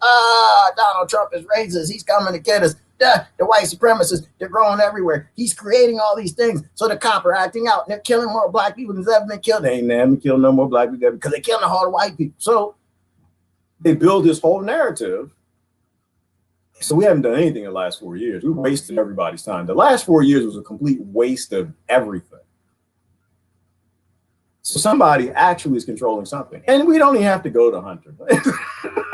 I want to go to Hunter, but we don't have to go there. But do you think that if you put on the news in the way that we said it, that if you think that people knew that his son was on crack while he was writing the crime bill to put all the poor people who use crack in prison, and his son didn't go to prison, and maybe he didn't know his son was doing crack, so he didn't go to prison. But what do you think if this was a man of justice he would do, knowing that he put how many million, people in prison, poor whites and minorities, for using crack? See, how does that saying go? It's good for thee, not for me. How many people you think would have voted for Jiving Bowden? No, they know he was jiving. They didn't know he's all about some jive. Like, no, I wrote the crime bill for you. I didn't write that for me. I wrote it for you poor people. That's why.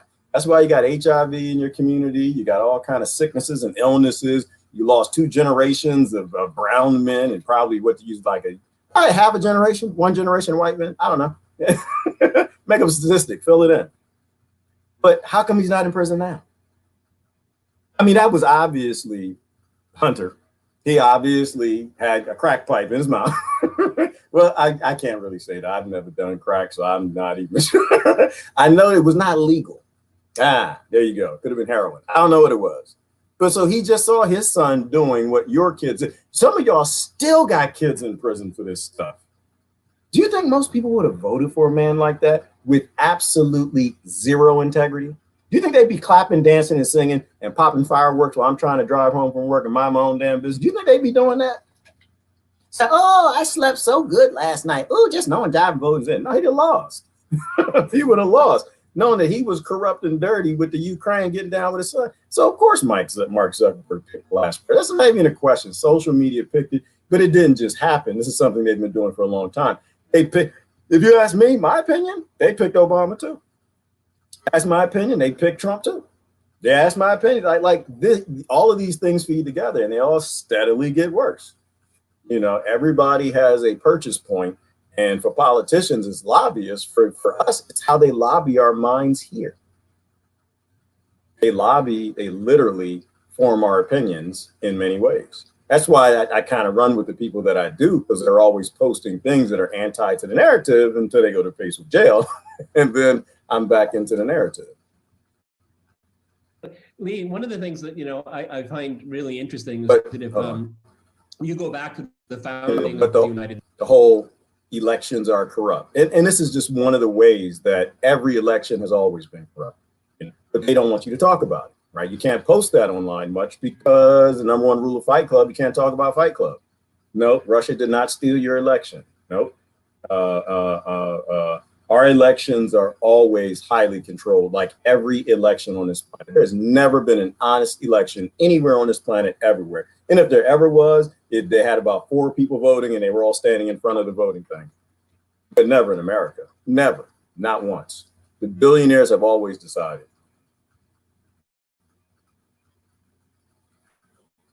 What happened to the music? What happened to States? When the Constitution was being written, and the founders that I guess are not the most popular figures, obviously, with the left here. I mean, what they said to each other, about each other in newspapers, I mean, it was absolutely scandalous, okay?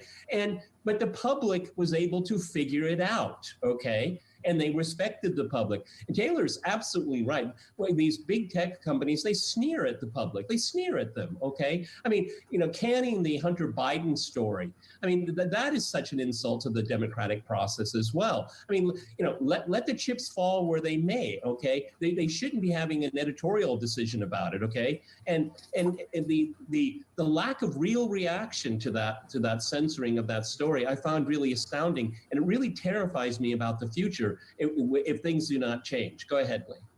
Well, yeah, I mean, if you think about the time of the founding fathers in the United States, the way of communicating was newspapers and pamphlets. And if there weren't pamphlets, if you could be jailed for handing out a certain kind of pamphlet, there would be no United States, which is basically what we're getting at. You know, at least people can't hand out the digital pamphlets that they want to give out their opinions. And, you know, something else I think we need to discuss is why we've gotten to this point. It's because our ruling elite realized how dangerous it is for people to actually be able to speak to each other. It has created large-scale change over a relative short period of time. Right there. We could actually end it right there. That's the statement of the day right there. Why are they censoring? Because the not elite, the 0.01%, and probably the 1% is probably included in that discussion, they realize how dangerous it is for Jack to talk to Angela, Miss Tree to talk to Beaufont, Beaufont to talk to Jasmine, Lori to talk to Christine. They realize how hard it is to keep slaves when the slaves can talk to each other. Why? Because they talk across contents. You get Melissas that come in, right? You get people who come in and say things to people who live in Belgium, like Christine, and people who live in Florida, like Rebecca. And if the most dangerous thing you got going isn't terrorists that you say are running around with bombs blowing stuff up, but it's people talking to each other, that's a statement of the day. That's a statement. That's why I love Lee. Lee, I don't believe him in everything. I don't, you know, we disagree on a lot of stuff, but he will say powerful things at certain points in time. And to me, that's powerful. Very powerful.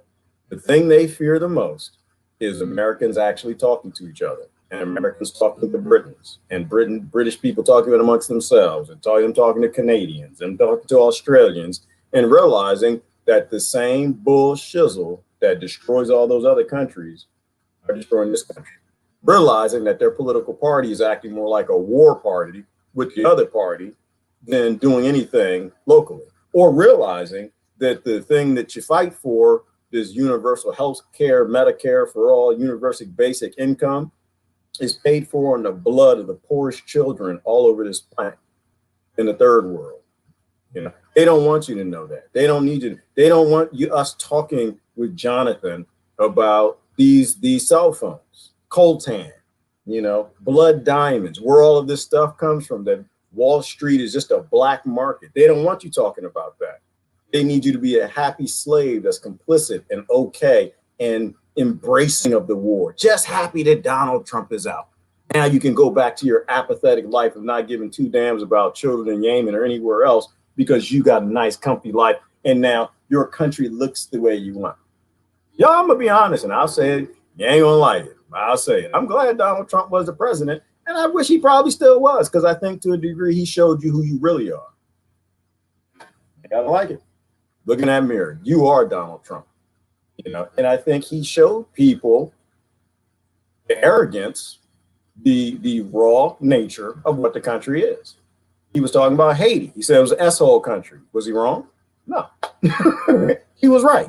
You just didn't like it, because when you go and you look through the details of it, we did that. And why did we do that? Because we didn't want a little colony full of black people stepping themselves up. Obama didn't want none of that. No, America didn't want none of that. Democrats and Republicans, no, because those slaves over there bring us minerals, right? Isn't that the Clintons that own the Clinton's brother or something owns the mineral rights to most of Haiti or something crazy like that? So hell no, you can't let those people step it up. I'm glad he was. And to me, I've said this before. I don't think Trump was crazy enough. We need somebody who's actually like an American. He was way too tame. That's my take. That's my take. I hope that next time around you pick somebody else. The reason I really don't like John Bowden much is because he's too much of a statesman. he says things in a nice way, like Obama said, and I think that we need to hear things in a raw way because we are raw. We need to hear things in a foul way because we are a foul. The only way we're going to fix ourselves if we have people who are being honest about what we are, you know. And I think all presidents help. All presidents that I've known of, they've said important things, and if you're smart enough, you can pull those things out. And Donald Trump was talking about was we need to bring the troops home. Boggles my mind that somehow the Democrats are now the war party and the Republicans are trying to catch up. Boggles my mind. Raytheon is just busting nuts everywhere right now. Excited. Oh my God. First, we only had the Republicans who wanted war. Now we got the Democrats. They want to go broke, blow up brown countries too. Oh my God. And they're fighting over the money with big tech and how much money we can make creating high tech machines to go colonize. They used to hate Christopher Columbus. Now they are Christopher Columbus. Oh, we love it. And they're praising and singing to the high heavens that this man was put in office. Boggles my mind. Boggles my mind. All right. No, I think that was Lee ended it on that for me. I'll post a link. You can watch the rest of it. That was most of it anyway. But he just basically said it right there. The only thing they fear is that you talk to each other. Because when you talk to each other, you hear things that you will never hear on television. And when you hear things you'll never hear on television, you probably put your world together in a way that makes damn sense. Like what Miss Tree posted about the 500,000 children that were all necessary sacrifices. How is that not a cult? How is that? Where's that comment at? Somebody tell me that. How is that not a blood sacrifice cult? Oh, we killed 500,000 children and we think that was a necessary sacrifice. We're going to do it again with the Democrats and Republicans and keep moving forward. How is that not a blood cult? How is that not cannibalism in some way? It is. It's 100% cannibalism. All right. And the whole 5 million people since 9/11, Ms. Tree, correct me on that. And I'm saying that because that's a conservative number, Ms. Tree. That's what some statistician or whatever was putting together, you know. And so it's significantly worse than that. It's just like the prison system and the crime bill, and people who are trying to say, oh, well, we lost 1 or 2 black generations from Clinton and Jive and Bowden's crime bill. Oh no, we lost a lot more than that. When you just add things together, like how many kids would be in the streets today as drug dealers or gang members if they actually had a mom and dad at home, if their mom and dad weren't thrown into prison? How many parents would not have committed suicide because their kids were in prison because they got roped into this thing, this new slavery, this new Jim Crow that Jim Crow Joe rolled out, right? So absolutely, it's minor. It's absolutely, and hell yes, Trump was lying too. Oh yeah, don't get it wrong. Yeah, Lori said it right. Don't get it twisted. This is not support for Donald Trump. I said I support the guy because he's a common citizen now and he's not, working for the United States Incorporated. But he was lying too. That was his job. That's the job. The job is to be an actor and act like a politician, take the money from these corporations that are blowing people up. And that's why you're being censored, because when people come together and talk about it, the adults grow up. The people who are mature act like it. The people who actually want to help children will change their behavior because of it. Everybody else, they're just going to keep voting. They're going to keep doing what they can, keep consenting and keep clapping, laughing, and dancing and singing while you're upset with Columbus. All right, working under the tables against some law somewhere. It is, but it's not against the Constitution, Rebecca. Government has no relationship in a contract between people. However much you want to pay for a thing and somebody else wants to get a thing, that's between y'all, right? That has nothing to do. Government could tax, sales tax and tariffs. Right. That's how the republic was supposed to make money, through tariffs. But this is the United States Incorporated. They don't follow any laws. They're not a government. They're a corporation. They can do anything they want. And so that's why they tax income. And it's called paying someone under the table. And really, that's just paying somebody how they used to pay them during the republic. Mark Zuckerberg and Dorsey of the world shouldn't exist. Exactly, both fine. And that's why we're here. We're here because we still support them.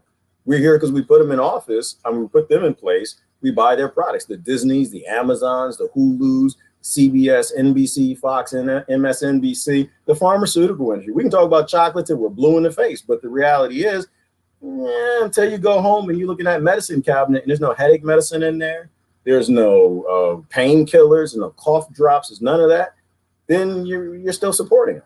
And that's the ugly place of where we are. I don't support them. I don't have a medicine cabinet anywhere. I finally got to a point where I don't support Big Pharma in any way. I've told them to completely go to hell. And I did that. I used to work for them though. I was a sellout. I did the best I could to make as many stickers as I could. But I finally realized, nah, I'm getting rid of you out of my life. But it wasn't like an overnight thing. So somebody's listening to me, they got that medicine cabinet about to go throw it in the trash. Don't do that. You're gonna die. Don't know. Yeah, it takes time. You know, what we're doing here is education. We're helping to educate each other. And it took me a while to get healthy before I could get rid of my support for that. There are some drugs that in some of your medicine cabinets, if you stop taking, you'll die. So you got to ask your doctor, but have the common sense of a naturopathic doctor. I got these drugs. I got to get off of them. What do I need to do? Getting headaches. What's wrong? What do I need to do? Well, you're eating trash. And so your body's responding like trash. That's why you got a bunch of medicine in the cabinets. You eat their food, you're going to die of their diseases. So stop eating their food. You will stop dying of their diseases. You won't need their medicine, right? We have to off-grid the system. So the same reason Mark Zuckerberg and the Dorseys, like Beaufont said, exist is because we still support them. And we support the political parties that support them. And we support the platforms. And so in every way, we have to start learning how to be healthy and not having toxic, having support for toxic corporations. It is sad. It's sad, Angela, but it's also great, girl. I mean, it's great that we live in a time where the people who actually give a damn are putting this together. The people who don't give a damn, they're going to keep doing what they've been doing. I can't believe how many anti-war people who think Twitter should be able to censor. Right. Well, Jack, you know what, Jack? I could put myself in those shoes. Not right now. Like if I didn't know people like Beaufont, you, few others, Christine, Lori, people who like talk about like root level, understandings, and we weren't helping each other, I could see where I just wouldn't understand. I could see it. So if you were a Twitter user, you're following Twitter, you're anti-war, but you think that we are saving children in some way. You think that what's coming through Twitter is true and it's balanced and it's fair. And if bad things were happening, people would be tweeting it instead of those posts being taken down. I could see where I could fail. But I met these people and they really are helping solidify those ancient philosophies, right? About, well, how did Martin Luther King say it? Injustice anywhere is injustice everywhere, right? So any war, every act of violence, every act of force and control is war. Abuse is war. Domestic abuse is war. Face diaper abuse is war. And it's going to start a war, right? Not because it actually is war, but because you are abusing somebody else. And so I think when we stand on those principles, then people can start to see, oh, damn it, I get it. I get it. I don't have all the information, and this is spiritual warfare, and we need to fight it from a spiritual perspective and not, judge a book by the cover and say, oh, well, the person's liberal, I'm liberal, so that makes it okay. Or the person is right, I'm right, that makes it okay. I said, no, it's wrong because it's wrong because it's wrong. All right, let me see. Let me do last comments. I'm gonna go. Yeah, it's time to go. Time to go. It's Friday, Freedom Friday. Everybody from slavery this weekend. Yay, good for y'all. Not for me. I got work. I'll be picking cotton and say, no, I'm a slave. I'm sorry. All right, they changed the laws to suit the elite. Yes, they do, Angela. That's why nobody should vote for it. It's a corporation. They do what makes profit. Changing the law makes profit because people still vote for the legislators and they don't read the laws and the legislators don't read the laws. It's a working strategy. I expect them to keep doing it. Masker carrying a case of Dr. Pepper. Stop faking the funk. Yeah, that's not random, Jasmine. That's not. The only problem with that statement is most people would have no idea what you're talking about. That's the problem with that statement. Most people have no idea that the sugar in the drinks is what causes cardiovascular disease, which is the number one comorbidity, but they're wearing a mask to protect Jasmine and her babies and Jasmine and her babies need to wear masks to protect them. And she has a whole big thing of Coke that she's just walking out there, whole big thing of sugar that's going to create clotting. That's going to be a number one comorbidity with the common cold. That's the problem. The atrocity in that statement, Jasmine, is the person with the soda has no damn idea what you're talking about. And the owner of the grocery store won't let you in unless you got on a face diaper or a face diaper that they sell because they make big money, how they did that movie theater forcing me to get the damn face diaper. Yes, and I'm still pissed about it. I've laughed a few times, but I will never go to that. And I'm not even done with that theater, y'all. I'm not going to an AMC theater ever again in life. Y'all can burn in hell. I'm sorry. Nope, not doing it. That pissed me off. They made me wear a face diaper for 15 seconds. Nope, none yet. You should not exist. Santa Clara University is where the project, and trust indicators come from. They are founded by giant corporations and a major media organization. Okay, Santa Clara University, trust the project, trust indicators. Yes, Jeannie, thank you. I have no damn idea what Jeannie is talking about, but thank you, Jeannie. Thank you, girl. I don't know. Sometimes I read comments and I say, yeah, that's a good thing. Yeah, get out there and fight. Go on, get that, damn it. Yeah, I have no idea. All right, good crosstalk, dinner time. Yep, Christine's on the final privilege chat up there. Good, thank you for joining, supporting that chat room up there, y'all.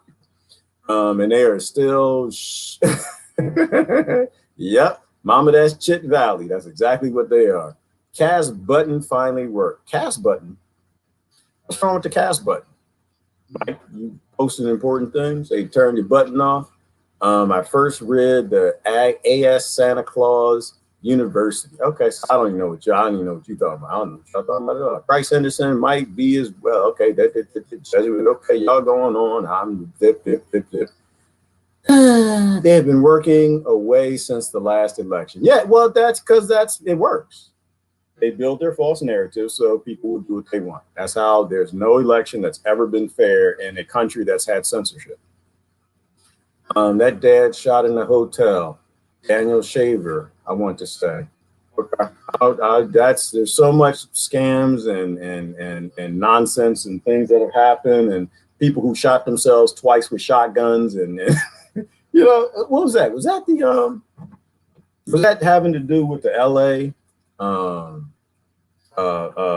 When the CIA created the drug routes, and it was that the detective who told everybody that shot himself twice with a shotgun. How do you shoot yourself twice with a shotgun? And people believe it too, Jack. So I don't know. I'm not saying that was that. I'm just saying that, you know, suicide is way high, and CIA aside is way too damn high as well. I was verbally attacked last year because I drive a truck. Very sad. Why would they attack you because you drive a truck? It's very fun to hang out with the German people there. Oh, I love German people. The problem with the German people, Debs, is they have real beer. That's my only issue with Germany. They have real beer, and I'm an American. I'm not used to real beer. I'm used to I'm used to fake carbonated water with some chemicals in it that tastes beerish. That doesn't get you high. I was high as a kite. Debs, when I went over there, oh my Lord.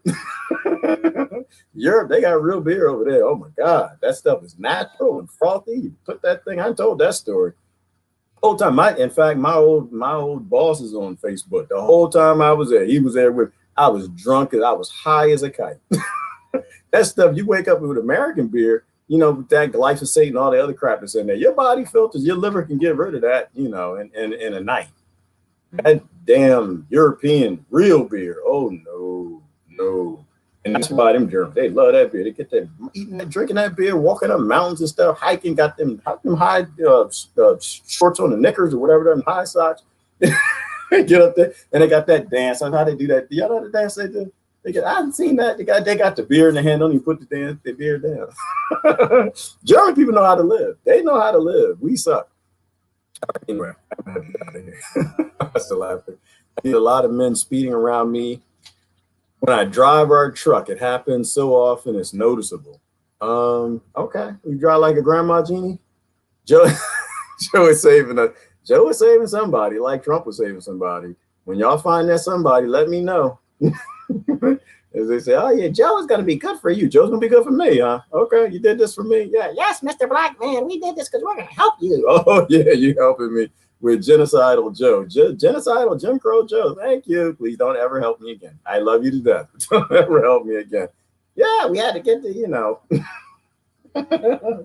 It's so wrong. I hope y'all don't say that no more. Oh, well, we got the racists out of the office. Okay, and how many black people been to your house?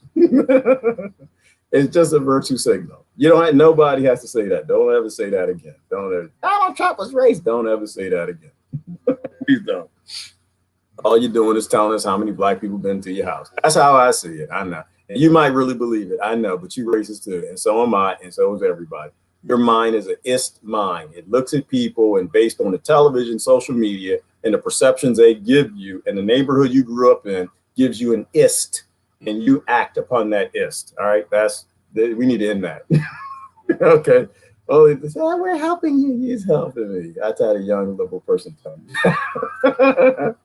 Yeah, well, things should be safer. Oh, yeah, okay, thank you. Do you have your body armor yet? All right, only deep sleeping humans would support Joe or any of them. I agree, Andrew. The entire damn system, the whole system needs to go. All of it. All of it. And so all the commercials, Angela, are like about kitties and bunnies and regular chocolate, not fake chocolate, and curtains and pillowcases and thread counts and sex, and like that's what the ads are supposed to be about. Baby bottles and infant milk going away, natural things, growing seed makers. When we got those commercials, things would be great. Until then, as long as it's body armor, survival food, survival food, the pharmaceuticals that they make seem so nice. Oh, you can live a good life with Lexicor. I'm gonna live a better life with Lexicor, but I got like red bumps on my face, and this pink thing keeps protruding here, blood shooting out my anus. But I'm seeing on the commercial that I'm gonna feel better if I take Lexicor, and the side effects is blood shooting out my anus, a purple thing shooting out my neck, red bumps coming, and death. Yeah, that's a good idea. Let's keep having commercials to not solving any problems, just treating side effects. The pharmaceutical industry is a great example of what's wrong with the world. Socially, because they're doing what everybody else does. They're dealing with the side effects, not the root cause problems. All right, much love, everybody. Be happy. It's a choice. It's all a choice, Lori. Be happy and laugh it off. Troll it off. Troll it off. If it doesn't make sense, troll it off. Just keep, if it's trollable, if it's troll-enabled, it means it's part true, and you are required to laugh at it a lot and make jokes and not support it. We've never met a war we didn't like. No, Miss Tree, because there's always indigenous people we can steal, banana plantations we can set up, rubber, oil, minerals, lithium, some slaves, and the Democrats and Republicans love it. So until we grow the hell up and realize that we are Columbus, then we're in big trouble. Anybody know what the gold fringe around the United States flag means? Yes, Shane, I looked at that. I'm going to be honest with you, bro. I don't know about that. I don't know. I'm not against it or nothing, but that was the whole United States Incorporated Admiralty law, gold fringe. I don't know. Could be true. I don't know. I don't want to say anything negative because I don't really know. I like to say things I know about, and I looked into it, and I think I got to a point where it's like, okay, I kind of get it. The gold fringe means it's the United States Incorporated under Admiralty law versus not having the gold fringe, which is the original flag from the Republic, something to that effect. But then I kind of stopped, and it was just like, well, I kind of get it, and I left it alone because we just got to restore the Republic. Like that's we need to get rid of the Washington D.C. Act of 1871, restore the Republic. All that Admiralty law, all that bullshizzle goes away. We go back to being a republic. People have a say in their government, and then we got to fix it from there. Then we got more fixing to do. We got to get rid of that Telecommunications Act so we can have independent voices so they stop brainwashing people so people go back to being adults and can critical think. Then we probably got to think about how do we get rid of corruption at the state level, and that's never going to happen with paid, because at the state level you got a real government, but still at that level it's still dirty and corrupt. You got representatives that vote for you. Right? Shane should be voting for Shane. Nobody else needs to represent Shane. No one needs to represent me. No one needs to represent Lori, Christine, Miss Tree, Angela. So we do need a form of direct democracy.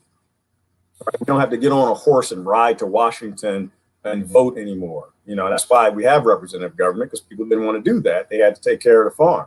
So And that would be the next text, direct democracy. So you vote for you. So we asked Shane, what you want? You want to invade Afghanistan? Should we send the military? And Shane says, hell no, you crazy as hell. That's not what the United States military is for. The United States military and all those kids signed up to defend democracy in the United States of America, not oil companies, billionaires, and psychopathic central bankers. No. And you vote no on war, and everyone else votes no on war because we know none of the wars are just. And then we got to push a little harder. Like, I don't want to stop there, Shane. I honestly, I think the founding fathers were so far ahead of their time and behind on who's human. They were ahead of their time because they went from feudal governments to a government to be ruled by the people, right? And it kind of screwed up because in that day, women weren't people, minorities weren't people, and poor white males with no land weren't people. Right? So only 2% of people could vote back then. So we have to roll it back. They were way ahead of their time, but we need to go to where they were and undo the last 300 years worth of bullshit. Humans have to be sovereign, right? So the only thing better than a republic where the states have the power is sovereign citizens where the citizens have the power. That's where we need to roll it back, is to sovereign humans where you have the power, your land, your damn business. If what you're doing is peaceful, nobody has any input on that. So Shane, I think that they brought us forward a huge jump and then we screwed it up. So if we're going to pick up from anywhere, it's going back to what people call anarchy. And as soon as they hear that's like, oh my God, Antifa, or insurrection, the white supremacists, like, no, that's called democracy. That's called mob rule. You get together with a bunch of other people and go kill other people, steal some streets and land and minerals and whatever. That's democracy. It's gang mob. It's mob rule. Anarchy is peaceful. It's a peaceful concept that Shane Britain is Shane Britain, and only Shane Britain is Shane Britain's government. You don't need government as it is defined today. The only thing that we might need, in my opinion, is like a facilitator, some sort of thing to facilitate resources to make sure that Darlene and Melissa and Jack and Lori and their kids and Kai and Angela, Miss Tree, and everybody I see here has the things that they need to live their life freely. We have to go back to free will. So I think that that's kind of what I see. So yeah, I'm familiar with it, but I kind of stopped once I started thinking from a principle perspective. This is not a government, it's a corporation, it needs to go away. All right, I haven't been able to find any ammo. Oh, you will. Brother, you missed it. Or I'm actually, brother, I'm just women, I don't know what you are, but you missed it. They got advertisements where you can get guns, weapons, bombs, tanks, drones, body armor, and that pee recirculating device that you pee in it and you can drink the water from it within 15 minutes. That's the only thing worse than living in a country that has like literal ads for body armor, because 2021 is going to be so nice. Happy New Year. It's going to be so nice. That's the only thing worse than that. A country that literally has, flak jackets that are comfy and got ruffles and they're pretty and they match your shoes. The only thing worse than that is having a life straw. And I want a life straw. That's the damn prize. I'd love to have a life straw. But I don't want to drink my pee. That's what I told my son last night. I said, Dad, you go to space. Will you go to space? Yeah, as soon as they resolve that recycling your pee stuff, I'm not doing it. Kill me. I'm ready to die. Kai, I ain't doing it. I ain't doing it. Nope. Hell no, I ain't going. Nope. That pee is supposed to be out of me. It's like these face diapers. I don't get people. I don't. Like, no, I'm supposed to be breathing that stuff out. Not supposed to be breathing it back in. I live in a country, they literally have advertisements on how to recycle your pee. We all gonna die. All right, I gotta go. There are videos of Sleepy Joe lying about this education and plagiarism and saying he's dumb. He's done stuff and he'll do stuff again. People didn't care, I guess. No, they didn't care. I cared, Mike. I don't give me that. I didn't care. I cared. When he said that we need to get all the black people to put on some albums and play for their children, the songs and music and positive reinforcement at nighttime because black people don't have no positive reinforcement and they need some help and to play some records. And he, I was just like, oh my God, am I by myself? Is anybody listening to this? And they like, oh, Trump is racist. I'm like, did you just hear what this man just said? This man just said that black children have no confidence and they're not supposed to because they're black and they should play records at nighttime to their children. So the children, did y'all hear that? Do y'all know what that's called? No, that's Trump is racist. Okay. Like, oh Lord have mercy, we gonna die. I probably am gonna need to be able to recycle my feet and go live on the mountain somewhere. Like, oh, he's here to help us. Like, oh, you don't know.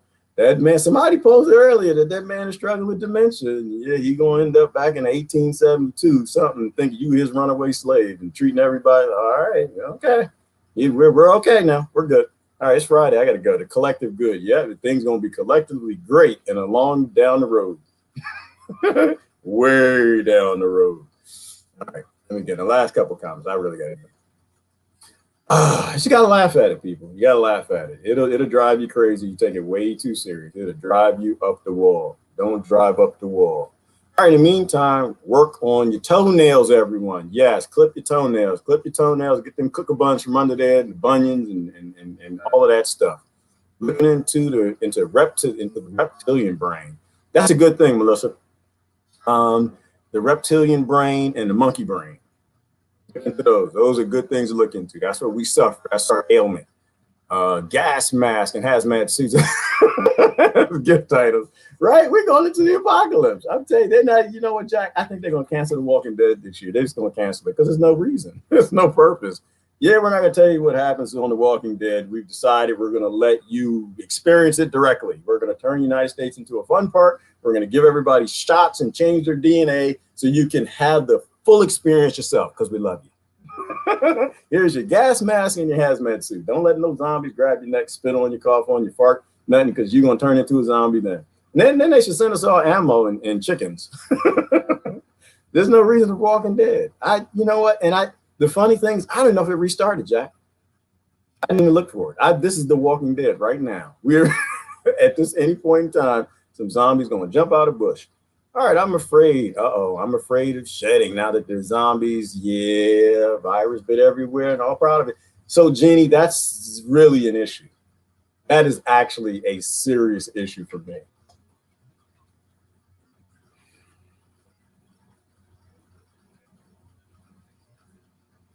There can't be no Pfizerians and Modernians in my family. I know what you're talking about? So much shedding. When you go get these things that nobody on this damn planet should be getting, creating synthetic new problems and diseases and altered DNA states and synthetic trash that's not organic. I don't know what to do, Jeannie. I said I'd never use a dating website again, but I might have to start to. I might actually have to make one, and it's probably gonna have one question. No, probably two. There'll be two questions. I'm here to make my profile. You don't have to do that. Don't waste your time. You don't have to worry about it. Two questions. Are you a Modernian, a Pfizerian, or a human? That's one question. You got to check a box. Because I'm not new. I think I have a hard stop. That's a hard stop. Are we just going out to dinner and talk and get some coffee? Yeah, I don't think we need to. I need some distance. I need a little space. I need to go find me a space out on a mountain somewhere. Because I'd be scared of people coughing up stuff. I need organic viruses and flus and bacteria. Homeless people don't bother me one bit, Jeannie. I give them money and stuff. I was out with somebody a long time ago. I forgot. And I don't like to walk past homeless people. Like, I'm not a person that just steps over them like they don't exist. We were out eating dinner or something, lunch. I forgot. There was a homeless dude out there. And, you know, all the privileged people, I'm hanging out with them, we're eating. And I see this brother over there. I'm like, I'm not going to walk past him. I need to make sure I take care of him. I was going to get him some food because usually that's what I'll do. But I decided for whatever reason, I was going to give him money. And so we were leaving and I stopped and I gave him money. You know, thank you, brother. Thank you, blah, blah, blah, blah, you know, and I shook his hand and left. And the person I was with was like, you just shook his hand? I was like, yeah, I shook his hand. It's like, we need to go to the bathroom so you can wash your hand. And I looked at her. Well, you know, I'm going to rinse it or something. I'm not like, it's not like he got the Pfizer. It's not like I didn't say that, but it's, you know, it's like, listen, it's organic. Like, yeah, I know, you know, homeless people do stuff they ain't supposed to do, but damn it, ain't I doing a whole lot of stuff I ain't supposed to be doing? I'm out here making money, so he can't. Every dollar I make is debt he must take, right? That's why he's on the street, you know. So I was like, yeah, I wash my hand, but it's not like I'm a rush to the bathroom and treat him like he just got cured by Bill Gates. That bothers me, Gene. And homeless boogers don't bother me. I don't want to think about the toilet paper part. But we don't know what's going to happen. I like there's one geneticist who explains that we have no idea what's going to happen to this synthetic DNA over a few years or generations. And it's just like, yeah, I don't think people think about that. Jeannie, I don't really have a purpose to date anybody that's got that, because I don't want that on me. I'm not kissing that. I'm not touching that. I don't want to be around that because I don't know what that is. We just created genetically modified humans. And as much as my heart goes out to somebody who already got that, they need to understand, like, you just really messed up. You really just got, and the future could be very dangerous because of what you just did. You know, if this thing, and so right now that I know of, you know, they haven't told us that anything significantly horrible is happening inside the bodies of people who are taking the experiment, not the V word. I'm talking about the experiment that 2 corporations made, not the V word. I had to clarify. We know how dangerous the V word is. We have no idea about altering DNA. Do you know what's going to happen if something really bad if this really goes bad? Just think about how scared of people are because they're immigrants. Think about how scared of other people are of other people because of their skin. Think about how scared other people are about other people because they wear boots or their pants are sagging. Think about how scared other people are because they look like other people like ZZ Top and they drink beer and drive dirty trucks with gun racks. Think about how scary people are, how they easily are so scared. What'll happen if they find out you got one of those shots from one of those companies, and it creates a whole new breakdown of human DNA that's contagious? Talking about the Nazis, we'd be worse than them. All right, I'm gonna get going. Let me see. I'm more afraid of shedding. Yeah, and that's when shedding is a thing. We have to be careful. We just created something new that's never happened. When the farmers made that, when the chemical companies made that GMO seed, and it would cross-pollinate with other fields, and they still have trouble cleaning that stuff up, even though they got all the farmers in a town to leave these GMO companies. People cross-pollinate too. All right, I love watching Gerard. I rarely come in to comment because I'm unable to express myself. Well, express yourself, Kai. Express yourself. These are good people here. I think I'm a good person. I try. I need some help, but they're trying to help me. I'm getting there. I'm gonna be good one day. You're not alone. I'm kind of the same. I've been damaged as well. Sending love to love. All right, send love to love. I feel way too. I struggle with expressing myself deeply. No, you don't. No, you don't. I feel way too. No, you don't. No, I didn't see you and your husband. I didn't see y'all out there. You actually did a video yesterday. I was scared to click. I didn't need to be educated on Jersey marriage yesterday. So you express yourself very well. I think you do. I think you expressed yourself to your husband very well. So, but we all can express ourselves better. Not to make a joke out of that. We all can express ourselves better. Absolutely.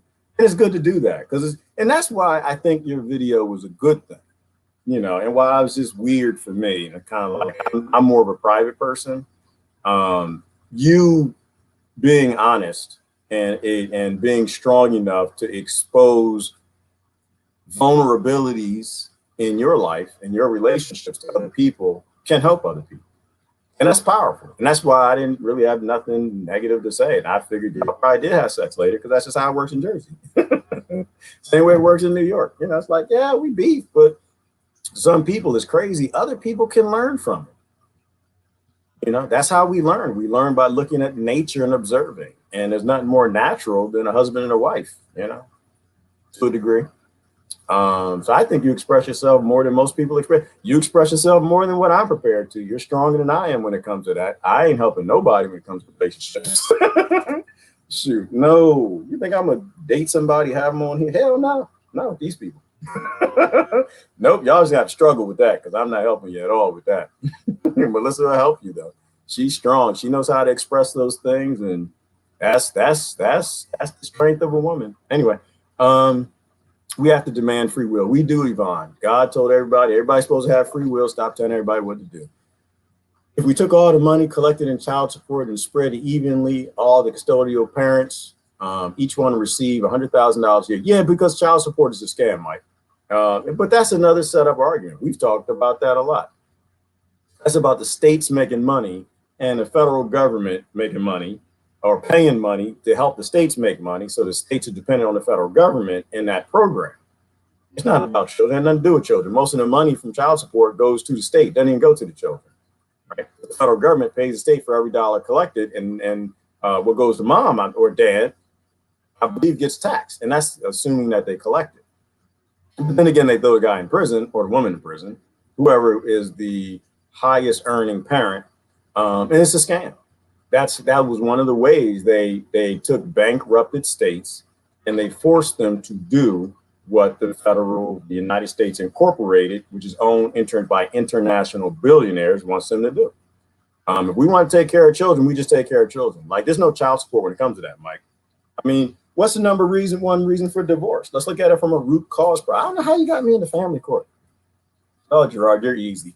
You're a punk. We can just push you. All we got to do is say aliens or something having to do with children, child support. But no, I mean, we have the ability to feed every child in this country. Right? We want single mothers to struggle legislatively. Not if there's any evil demon that hates single mothers or single fathers. We want them to struggle. We want single parents to struggle. Why? Because then they run the government for help. And when they run the government for help, we force them into programs, and we force weird things like ownership over their children. We force them to sign things. We control people by scarcity. I think that's the easier way to say it. So we could take care of all the children if we want to. We don't want to as a system.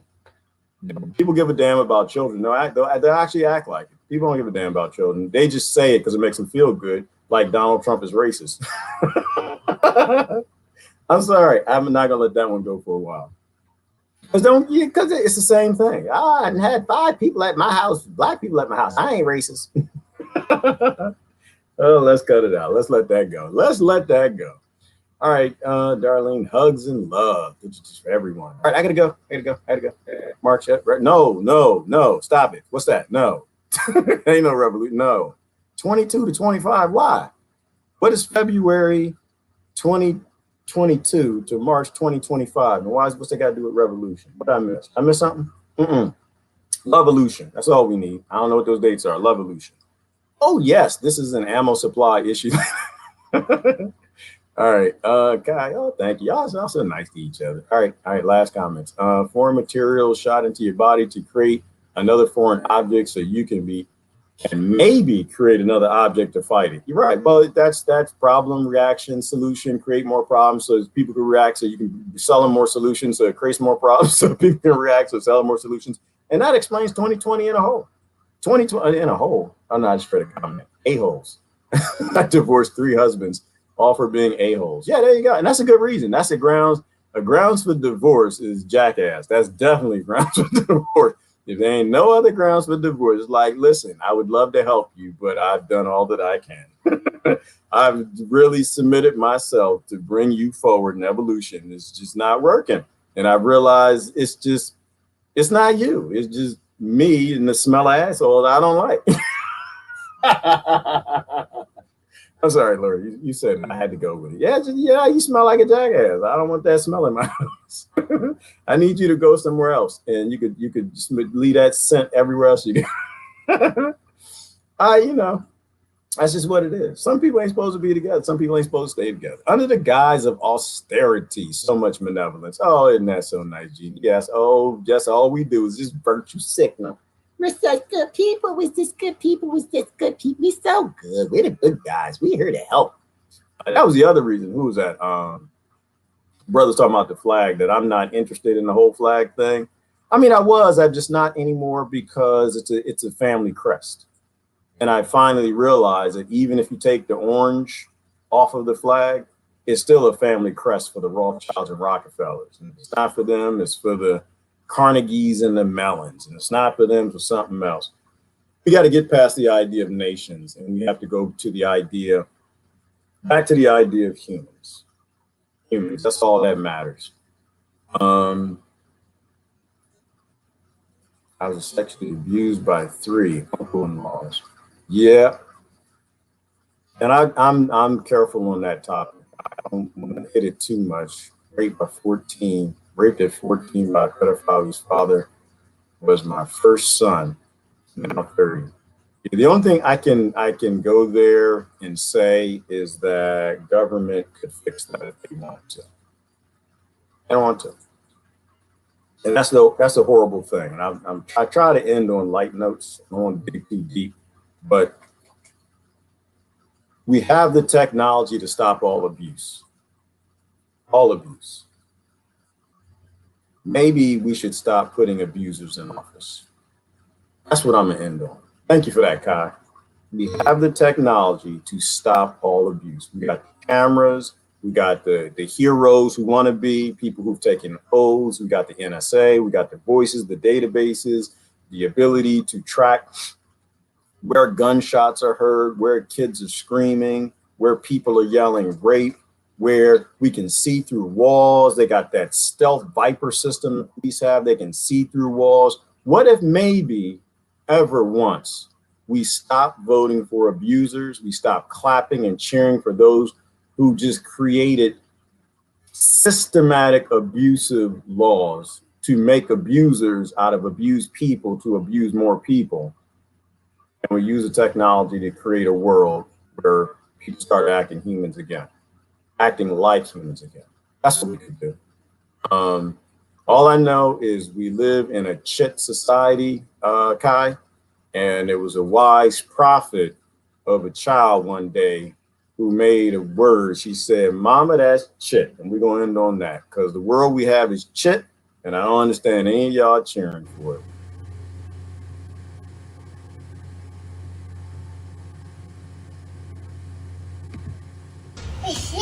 No, it's a rock.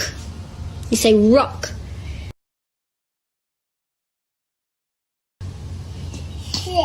Think, oh, yuck.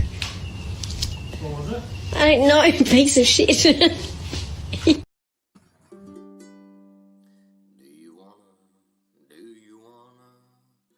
Do you wanna break the chains that bind me? 'Cause I wanna break the chains that bind you. Do you wanna set the world free? Have perfect harmony? Isn't it time for that?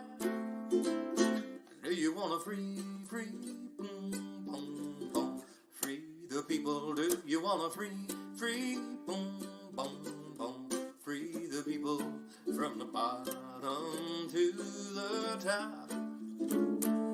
Make modern slavery stop. Do you wanna let go of the prisoners?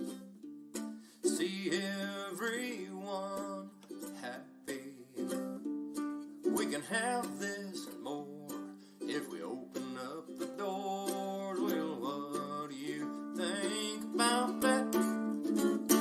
Do you wanna free, boom, boom, free the people? Do you wanna free, boom, boom, boom, free the people and Mother Nature too?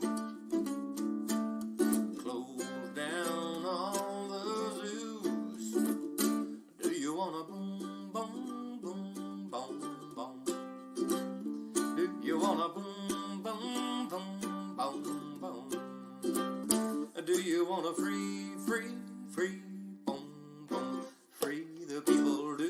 wanna free